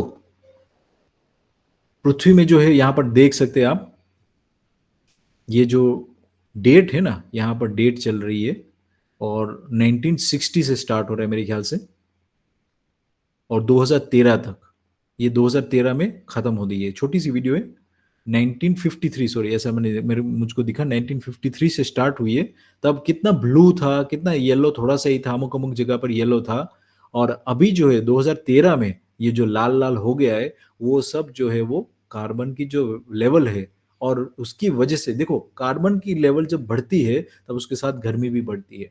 तो आप देख सकते हो कि पूरी पृथ्वी जो है वो कितने सालों के अंदर ही इतनी गर्मी से अ, वंचित है, इतनी सारी गर्मी की वजह से जूझ रही है। और वो जो है टेम्परेचर कहते हैं इसको 1.5 डिग्रीज है, वो पहुंच गया है। पहले 1 डिग्री पहुंचने वाला था, बढ़ने वाला था। एवरेज टेम्परेचर की बात है सिर्फ। आप कहोगे 1 डिग्री तो क्या है, अभी तो 1 डिग्री तो वैसे भी वो हम लोग बाहर निकलते हैं घर से तो 1 डिग्री बढ़ा जाता है, घर के अंदर आ जाए तो 1 डिग्री कम हो गया, तो ये क्या है? 1 डिग्री डिफरेंस का मतलब है कि एवरेज टेम्परेचर मतलब सबसे ज्यादा कितने सालों तक, कितने पूरे साल में कितना महीनों तक है, और सबसे कम कितने महीनों के लिए, उसमें से बढ़ोतरी 1 डिग्री की वो इतना सारा कार्यक्रम कर रही है। अभी हम लोग 1.5 में पहुंच गए, 2 में पहुंचेंगे तब ऐसे कहते हैं कि जब से सबसे कम जो है वो जो भी डिग्रीज होगा और सबसे ज्यादा होगा वो जो भी डिग्री होगा, उसमें बीच में जो 2 डिग्री का बढ़ाव हुआ है, वो जो चीज है वो क्या लेके आएगा पृथ्वी में, तो वो जो जितने भी साइकिल्स है ना वो सब टूटती जाएंगे, एक से ऊपर से एक से ऊपर। हम लोगों ने हिमखंडों की बात की थी, वो भी पिघलते जाएंगे, तो बहुत सारा वाष्पीकरण पृथ्वी में बढ़ जाएगा, उसकी वजह से बहुत सारी बारिश होने वाली है। तो ऐसे कर करके हर एक साइकिल जो है वो खराब होती जाएगी और टूटती जाएगी। तो उसका दुष्परिणाम क्या होंगे? ग्लोबल वार्मिंग की वजह से टेम्परेचर जो है वो बदलाव होंगे, फ्लड्स और जो है जिसको कहते हैं ना बाढ़ आने का खतरा या सूखा आने का खतरा, वो भी बढ़ जाएगा। फॉरेस्ट जो है उसके अंदर भी डिप्लीशन आ जाएगा, क्योंकि बहुत सारे फॉरेस्ट जो है वो नेचुरल हैबिटेट जो होता है इसका, उसको संतुलन जो है वो वातावरण चाहिए, ये संतुलन खुद करते हैं और संतुलित वातावरण में ही पले बढ़ते हैं। जंगल है और उसको भी हम काट रहे हैं, ये भी उसका एक कारण है कि वो ग्लोबल टेम्परेचर्स बढ़ते जा रहे हैं। काट करके क्या कर रहे हैं हम उसमें पशु का जो अनाज है वो उगा रहे हैं। क्यों पशु का अनाज उगा रहे हैं? क्योंकि हम लोगों को मांस खाना है। मांस खाने का जो कार्यक्रम जो है खास करके वेस्ट में, अभी तो मैंने ये भी सुना है कि अमुक कॉलेजेस में, इंडिया में कॉलेजेस में, क्योंकि बहुत सारे बच्चे दूसरे साउथ में वैसे सब जगह से आते हैं, तो उन लोगों को मांस खाने का जो आदत है वो एंटरटेन करने के लिए कितने सारे कॉलेजेस में मस्ट हो गया कि कैंटीन में भी नॉन वेज खाना हो। इंडिया की बात कर रहा हूं मैं सिर्फ। तो ये हम देख सकते हैं कि कैसे हम लोगों का जो खुराक है उसमें भी हम लोगों ने निश्चित नहीं है। हम लोग, हमारे आंतें लंबी है, हमारा जो पानी पीने का तरीका जो है, वो पानी का जो तुम पीते वो गटकते हैं, जैसे कि गाय पानी पीती है मुंह डाल करके तालाब में अंदर या कहीं पर भी। जो आप रखोगे एक छोटा सा भगोना या ऐसा कुछ रखोगे, तो गाय जो होती है पूरा मुंह उसके अंदर डालती है पानी के अंदर। और जब शेर होता है या जब चीता होता है या लेपर्ड होता है, ये सब जो जीव होते हैं जो दूसरे जीव को खाते, वो पानी चाट चाट के पीते हैं। वहां तक कि कुत्ता भी है वो चाट चाट के पीता है। क्यों ये सब होता है? क्योंकि ये संतुलन का कार्यक्रम है। उसके मुंह में जो है वो बहुत सारे खराब बैक्टीरिया होते हैं, मांस खाते हैं इसलिए। तो वो बैक्टीरिया वो पानी के अंदर न जाए, इसलिए वो संतुलन का कार्यक्रम में वो भागीदारी कर रहे हैं। आप सोच सकते हैं कि ये भी सोच किसने कैसे अंदर डाली होगी उसके अंदर कि आपको पानी जो पीना है बहुत तरस लगे तो भी चाट के ही पीते हैं पानी का स्रोत को। ये क्यों ऐसे करते हैं? और हम लोग जो है वो वही के हम लोग भी वेजिटेरियन है क्योंकि हम लोगों को पानी जो पीते हैं वो मुंह में सीधा ले लेते हैं, हम चाटते तो नहीं है, लेकिन फिर भी हम लोगों को मांस खाना है। और अच्छा ये मांस जितने भी लोग खाते हैं उसमें उसको कहोगे कि कच्चा मांस खाओगे तो नहीं, वो तो नहीं खाएंगे भाई, हम लोगों को मसाला डाल करके खाना है। तो वैसे भी आपको जो जो स्वाद है वो वैसे भी मसाले का ही है। मैं एक्चुअली ये सब लंबा लंबा टॉक इसलिए ले रहा हूँ क्योंकि हम लोग जो दर्शक है जो वो जो दूसरे भी होंगे यूट्यूब में भी देखेंगे ये, तो मैं इस इन लोगों को प्रश्न करना चाहता हूँ कि हम लोग क्या हमारा खुराक भी जो है वो पहचान पा रहे हैं हम लोग? आंतें जो होती है वो छोटी होती है, वो जो लायन होता है वो जो उसके शव देख करके उन लोगों ने खोल करके देखा तो उसकी आंतें बहुत छोटी छोटी होती है, हमारी तो आंतें कितनी लंबी होती है ना, 20-20 फुट से ज्यादा लंबी होती है हमारी आंतें। तो अब उसमें अंदर कोई भी चीज डालोगे जो सड़ी हुई ऑलरेडी मर गई है उसके अंदर डालोगे वो घूम घूम के जाएगा, वो कितनी आपके अंदर जो है गर्मी पैदा करेगा और कितना आपको बहुत सारे दुष्ट जो परिणाम उसकी वजह से आपके अंदर एक तरह का भंडार बन जाओगे आप सिकनेस का, तरह तरह की आपको बीमारियां होंगी है ना, ये सब चीजों को खाएंगे तो हम लोग मांस मच्छी। अच्छा अंडा अभी फैशन में आया, अंडा है तो वो वेजिटेरियन है भाई जो भी है। एक बहुत अच्छा मैंने रील देखा था कि कोई भी चीज बोते हैं और वो उग आती है उसको वेजिटेरियन कहते हैं। अब आप अंडा को जमीन में गाड़ो उसमें से कुछ उग आएगा तो वो वेजिटेरियन है, उगता नहीं है तो वो नॉन वेज है, सीधी सी बात है। बहुत अच्छा रील था वो, यमराज था, उसने किसी को नर्क में डाल दिया। तो क्यों डाल दिया? तो भाई तुम मेरे गार्डन में आओ, बहुत अच्छा रील है मैं शेयर करूंगा ग्रुप में। उसने कहा कि तुम मेरे गार्डन में आओ तुमको आंसर मिल जाएगा। उसने कहा कि इसमें मक्की का दाना डाला है उसमें मकाई आ गई, इसमें गेहूं का दाना डाला है उसमें गेहूं आ गया, तुम अंडा यहाँ पर बो क्या इसमें से क्या निकलेगा? कुछ नहीं निकलेगा। तो मतलब इसलिए तुमको नर्क में भेजा था, तुम नॉनवेज खाते। अंडा जो है वो नॉनवेज ही है। हम लोगों को थोड़ा थोड़ा है ना ये सब जो पिला देते ना अपना गोलियां जो है वो स्कूल में भी ये सब चालू हो गया है। संडे हो या मंडे रोज खाओ अंडे, ये सब सुना है हम लोगों ने स्कूल्स में, आजकल की स्कूल्स में। हमारे जमाने में नहीं था ये सब, और ये सब चीजें चालू हो गई है। क्यों? क्योंकि प्रोटीन चाहिए भाई। प्रोटीन का जो एब्जॉर्प्शन है वो मात्रा जो हमको चाहिए वो हमारे आंतों में व्यवस्थाएं हैं।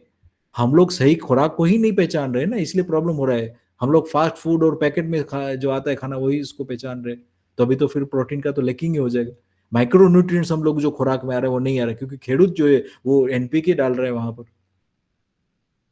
परसों हमने बात की थी कि जो माइक्रो न्यूट्रिएंट्स का वैल्यू कितना ज्यादा हाई होता है भाई, अमुक चीजें जो होता है ना वो एब्जॉर्ब ही नहीं होती है।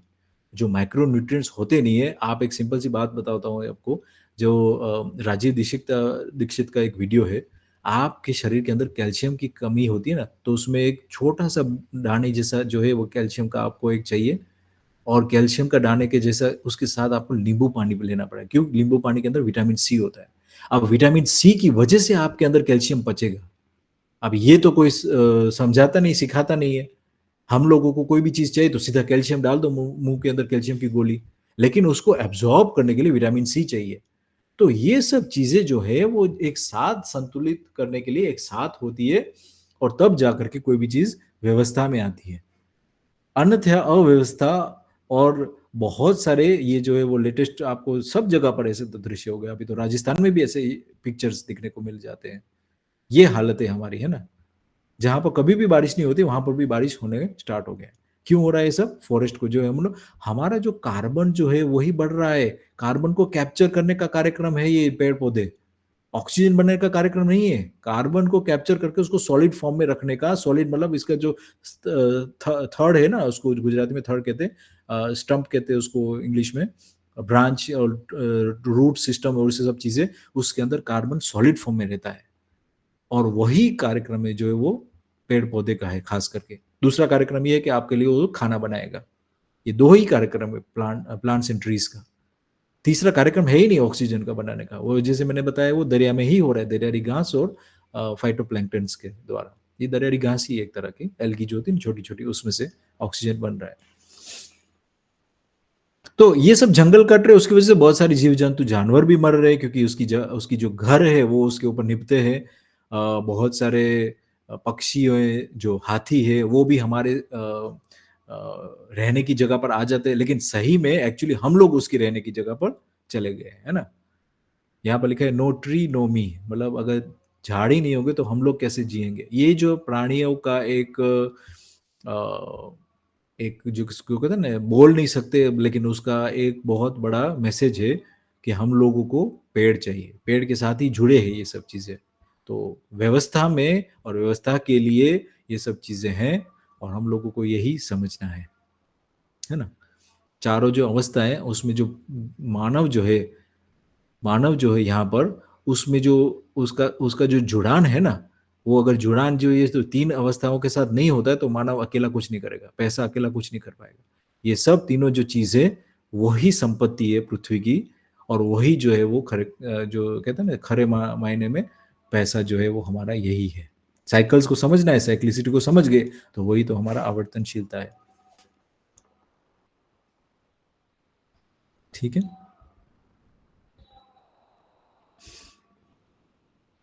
एक लाइट मोमेंट ले लेते हैं।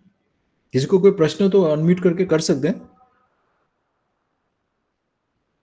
पहले जमाने में हम लकड़ी से एक दूसरे को मारते थे, है ना, एक दूसरे को मतलब देख सकते थे आंख से और उसको जाकर के उसको मार के आते थे। फिर हमने लोगों ने धनुष बाण का आविष्कार किया, मतलब वो आदमी थोड़ा सा दूर होता है और उसको हम मार सकते थे, है ना। और अभी क्या कार्यक्रम चल रहा है, यही सब कार्यक्रम, मतलब आदमी को देखा नहीं, उसकी आंखों में आंख डाल करके नहीं, दूर से ही उसको मार के गिरा दिया। और ये बड़ी मात्रा में अभी लोग हम लोग करते जा रहे ये कि किसी प्रेसिडेंट ने बोला है कि ये देश के साथ युद्ध करो, लो अभी हम युद्ध करने लग गए उसके साथ। ये जो है वो मैं आपको इसलिए बार बार दिखा रहा हूँ, ये आपके साथ सब्जेक्ट में लिंक नहीं है, लेकिन एक सब्जेक्ट के साथ लिंक है भी एक तरह से। हम लोगों की जो सोच है वो विदेश बना दिया है दूसरे देशों को, हम लोग स्वदेश है और हम लोग हमारा देश सही सबसे सब अच्छा। पृथ्वी में कोई देश होता है क्या? पूरी पृथ्वी एक ही है, हवा जो है वो एक ही है, पानी जो है वो एक तरह का साइकिल में चल रहा है, वो एक ही है। जमीन है वो उसकी उसकी सपाट जमीन जो है तो उसके नीचे ही, पानी के नीचे एक तरह की जमीन ही है। हम लोगों ने कहा है कि ये दूसरा देश है। थोड़ा-सा नीचे जाओगे तो जमीन ही है वहाँ पर। एक ही है, पूरी पृथ्वी एक ही है।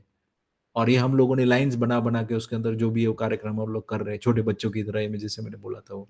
पूरी व्यवस्था को समझे ही नहीं है हम लोग। कार्यक्रम करते ही जा रहे हैं हम लोग, चालू है हमारा, बॉम्ब चल रहे हैं अभी आजकल। अच्छा, ये जो बॉम्ब की जो गर्मी है, आधी तो टेस्ट फायरिंग चलती है। बॉम्ब किसी के ऊपर गिराना नहीं है, लेकिन वहाँ पर दरिया में जाकर के बॉम्ब फोड़ देना है और उसका कैलकुलेशन करना है कि कितना मेगाटन का वो बॉम्ब था और उसमें से कितना विस्फोट हुआ। वो एक आधा कार्यक्रम जो है वो हम लोग गलत कर रहे हैं और ये सब गर्मी कहाँ जा रही है?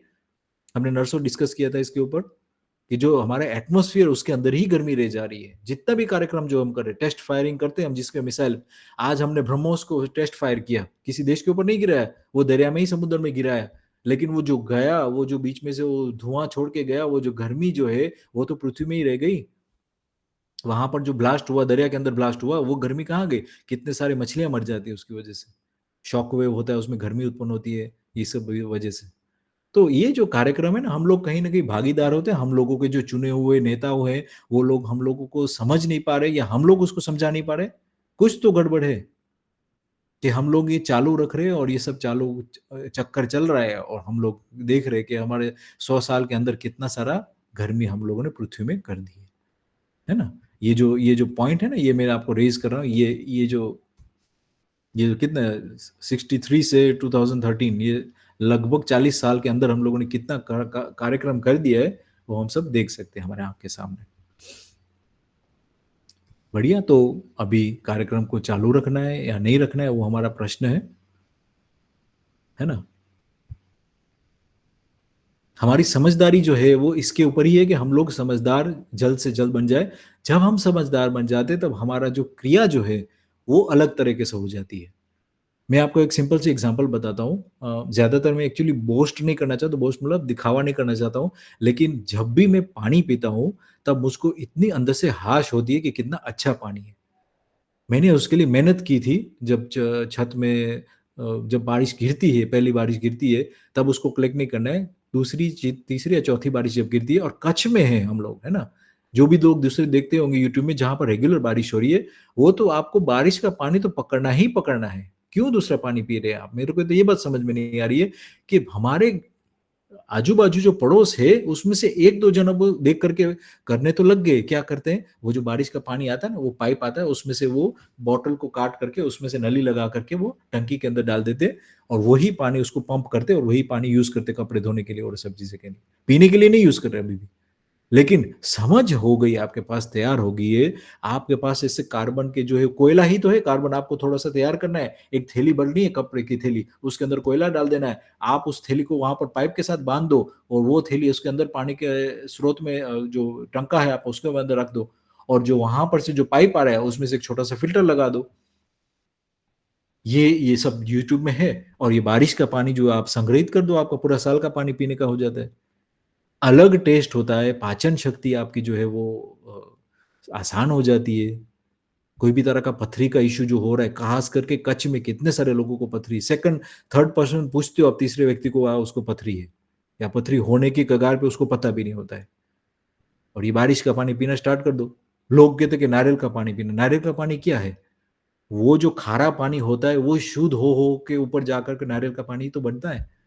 तो वो जो है बायोलॉजिकल, उसके लिए पैसा बिगाड़ना है आपको। आप वही बारिश घर पे आ रही है, आपके ऊपर छत के ऊपर गिर रही है, हम लोग उसको गटर में जाने दे रहे, पकड़ ही नहीं पा रहे।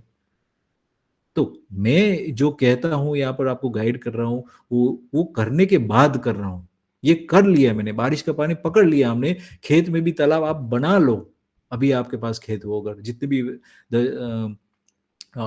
व्यूअर्स देख रहे हैं हम लोगों को, क्योंकि खेत में ही पानी आपका जो है वो आपका सही मायने में वो व्यवस्था का भागीदार है। जो आप उगा रहे हो उसको तो पानी चाहिए, और आप खेत में ही पानी आपका चला जा रहा है, गेट से बाहर चला गया पानी, उसके लिए व्यवस्था बना दे, जल्दी जल्दी निकले पानी गेट से। भाई कुछ आइडिया करो कि वो पानी आपके ऊपर से गिरा है, प्रेजेंट की तरह, गिफ्ट की तरह। हम लोग को उसको पकड़ना है भाई, अगले साल कुछ व्यवस्था करनी है उसको।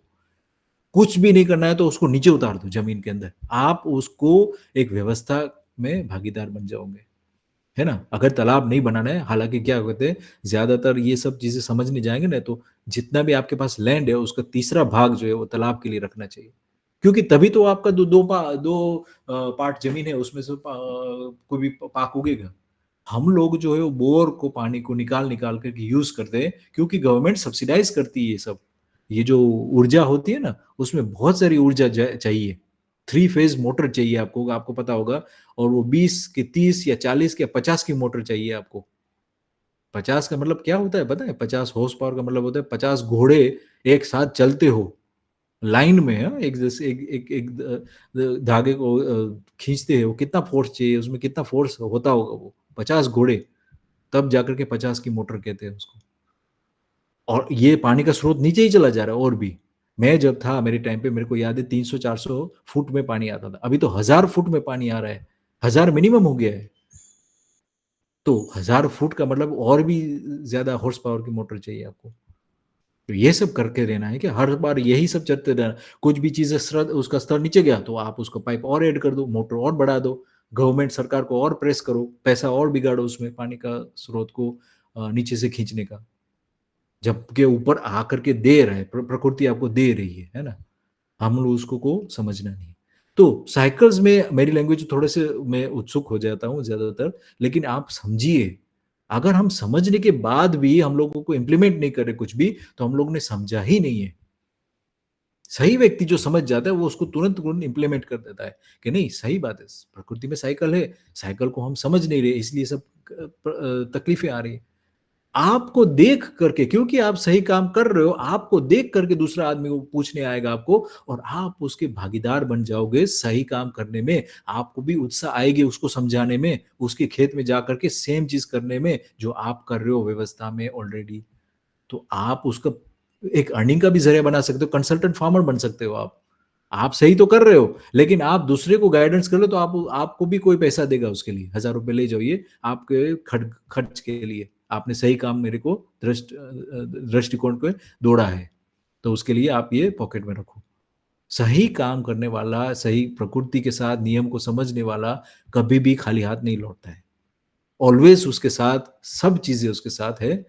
इवन यश भी और पैसा भी, सब कुछ उसके साथ हो जाता है जब आप नियम को समझ करके, प्रकृति के नियम जो है वो समझ करके कोई भी कार्य करोगे, है ना।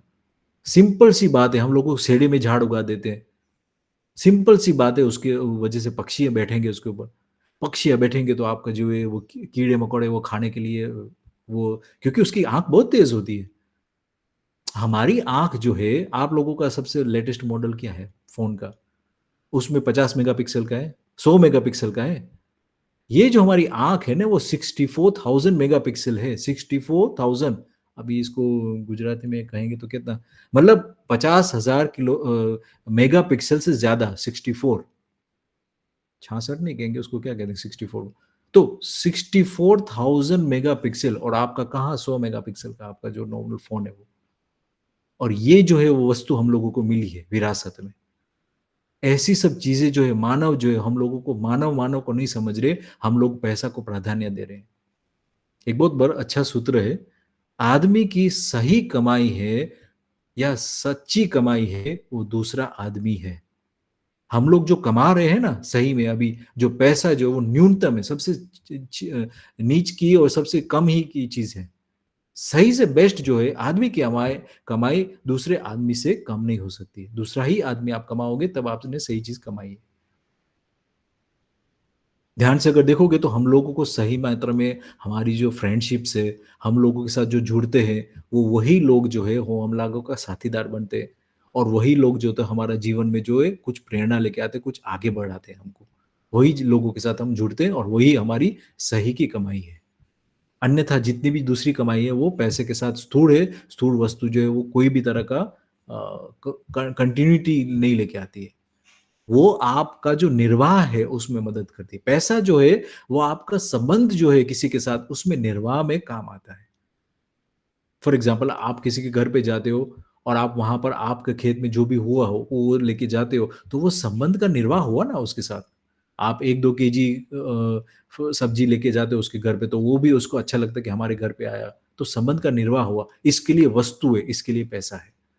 पैसा एक मुद्रा है, वस्तु के लिए ही मुद्रा है। अल्टीमेटली वस्तु जैसे मैंने बताया, वही सही में पृथ्वी में जो है वो असली पैसा है। तो ये बहुत सारी चीज़ें हम लोगों ने आज कवर किया है। हर बार ऐसा मैं नहीं चाहता हूँ, लेकिन अभी मैं रुक जाता हूँ, 2-3 मिनट्स है। आप प्लीज़ थोड़ा-सा साथ में भी मेरे को अम, कुछ अच्छी बात हो तो शेयर कीजिए। मैं हर बार कहता हूँ और रिक्वेस्ट भी करता हूँ। क्लास में से चलो 3 जन जो है वो अच्छी बात कहो। मैं आपको एक सिंपल से एक अच्छी बात जैसे कि याद करा देता हूँ। आदमी की कमाई आदमी से कम नहीं है। ये अच्छी बात लग रही है सबको? हैंड रेज़ करो अगर अच्छा आपको अच्छी बात लगी है आज की नई अच्छी बात क्लास में, है ना? बढ़िया, बहुत बढ़िया। और आप में से कोई भी और कोई अच्छी बात आपकी बात आज जो हमने वीडियोज़ देखे, जो हम लोगों ने माइनिंग जो के बारे में बात की थी।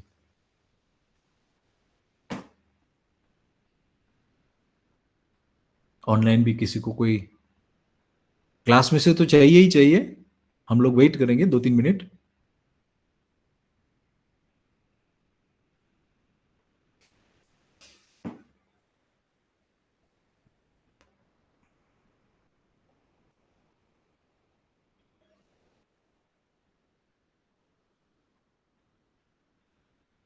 कोई आना चाहेगा?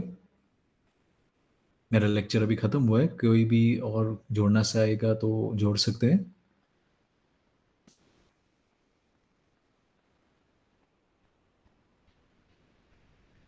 जी। हेलो। हाँ, बताइए। जो आज जो बात है कि अभी जो सब वस्तु खरीदने के पीछे ही भाग रहे हैं सब लोग। जी। कोई वस्तु को यूज नहीं कर रहा है। हुँ, लेटेस्ट लेटेस्ट फैशन चाहिए, फास्ट फैशन चाहिए, राइट। लेटेस्ट मोबाइल चाहिए। हुँ, तो उससे बहुत ज्यादा प्रोडक्ट को बहुत ज्यादा हमारे पास हो जा रहे हैं, हुँ, और वो उससे बहुत प्रदूषण हो रहा है। राइट। बहुत सही। पॉल्यूशन भी हो रहा है और खदानें भी ख बढ़ती जा रही है, माइनिंग भी बढ़ता जा रहा है। पॉल्यूशन तो हो ही रहा है, उसका भी ढेर बन रहा है और यहाँ पर खदानें भी बढ़ती जा रही है। हम ऊँडे ही जाते जा रहे हैं, कहाँ से मिलेगा दूसरा कॉपर, कहाँ से मिलेगा दूसरा सोना, कहाँ से मिलेगा दूसरा दूसरा, है ना? यही सब हाँ। चीज़ें चल रही है। बहुत बढ़िया, वेरी गुड।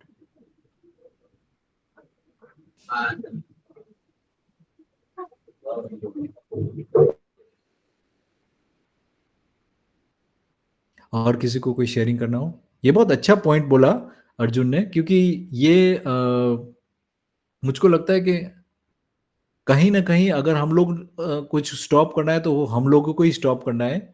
जानवर को जाकर के कुछ सुधारेगा नहीं पृथ्वी को, ना उसको ज़रूरत है कुछ सुधारने की, वो तो व्यवस्था में ही काम कर रहा है ना? व्यवस्था के लिए व्यवस्था में काम कर रहा है। एक आपको सिंपल सी एक लास्ट में जस्ट 1-2 मिनट लूँगा। जैसे कि आपको एक सिंपल सा एग्ज़ाम्पल बताता हूँ, वो जो हम लोगों ने अर्थवर्म्स की बात की थी, है ना? कि कैसे अर्थवर्म्स जो है वो पत्ते को चबा करके उसका न्यूट्रिएंट्स फॉर्म में वापस लेके आकर के ज़मीन को फडलूप करते हैं। वैसे ही जो उधई होती है, जो टर्माइट्स होते हैं, वो जो लकड़ी का जो है कार्यक्रम जो है उसका जो है वो बुक्स को खा जाएँगे, वो लकड़ी को खा जाएँगे। वो कहीं पर भी जहाँ पर भी लकड़ी दिखी उसको या समझ में आया कि लकड़ी है वहाँ पर उसको खत्म कर देंगे उसको और उसको पाउडर बना देंगे। लिटरली उसको क्या बना देंगे उसको? रेत बना देंगे उसको लिटरली। तो ये जो कार्यक्रम जो है अगर ये टर्माइट्स जो है अजय ये उधई जो है उसका काम नहीं करती तो पूरी पृथ्वी जो है वो पूरा का पूरा झाड़ के साथ ढकी हुई थी।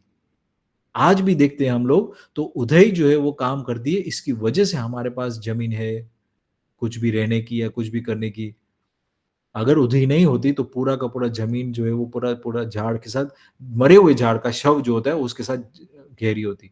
पूरा का पूरा जो है पृथ्वी का लेयर है ना पूरा पृथ्वी, वो पूरा का पूरा झाड़ों से कवर्ड होता क्योंकि वही एक चीज़ है जो वो सड़ा करके नहीं, खा करके उसको पाउडर बना करके उसको धूल बना देती है।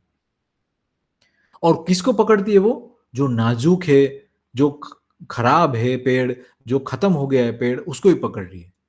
लेकिन फर्नीचर भी उसका साथ हमारे साथ यही जुड़ा है। लकड़ा का दरवाज़ा है, वो भी एक मरी हुई लकड़ी है, तो उसको वो खा जाते हैं। उसको किसने बताया कि दरवाज़ा है ना? तो ये जो कार्यक्रम में जो व्यवस्था के लिए व्यवस्था में काम कर रही है, ये सब छोटे-छोटे सूक्ष्म जीवाणु भी है, उसमें से ये भी एक मेरे को याद आया कि ये सब चीज़ें को हम लोगों को समझना है, उसकी साइकिल को समझना है। आप भविष्य में ऐसे भी क्यों काम नहीं कर सकते हम कि ये सब कार्य ये जो डेड मैटर है, जो कार्बन का फॉर्म है, नारियल की जो काँचली होती है, जो नारियल का जो वो पानी पीने के बाद जो वो रह जाता है, वो पूरी की पूरी लकड़ी है। आप उसका एक-एक फार्म बनाओ जिसमें आप उधर रखो जानबूझ करके और उसका वो पाउडर कर दे और वो पाउडर आप बेचो क्या कहते हैं उसको फर्टिलाइज़र की तरह। वैल्यू एडिशन करो आप चीज़ को। जो चीज़ दूसरे भगा रहे हैं आपके खेत से, हमारे खेत में उधई आ गए, ठीक है, वो आई है वो खराब चीज़ों को, नाज़ुक चीज़ों को, जो चीज़ को मरना चाहिए उसको खाने के लिए आई है। अच्छा तंदुरुस्त झाड़ को कोई टच नहीं करता है।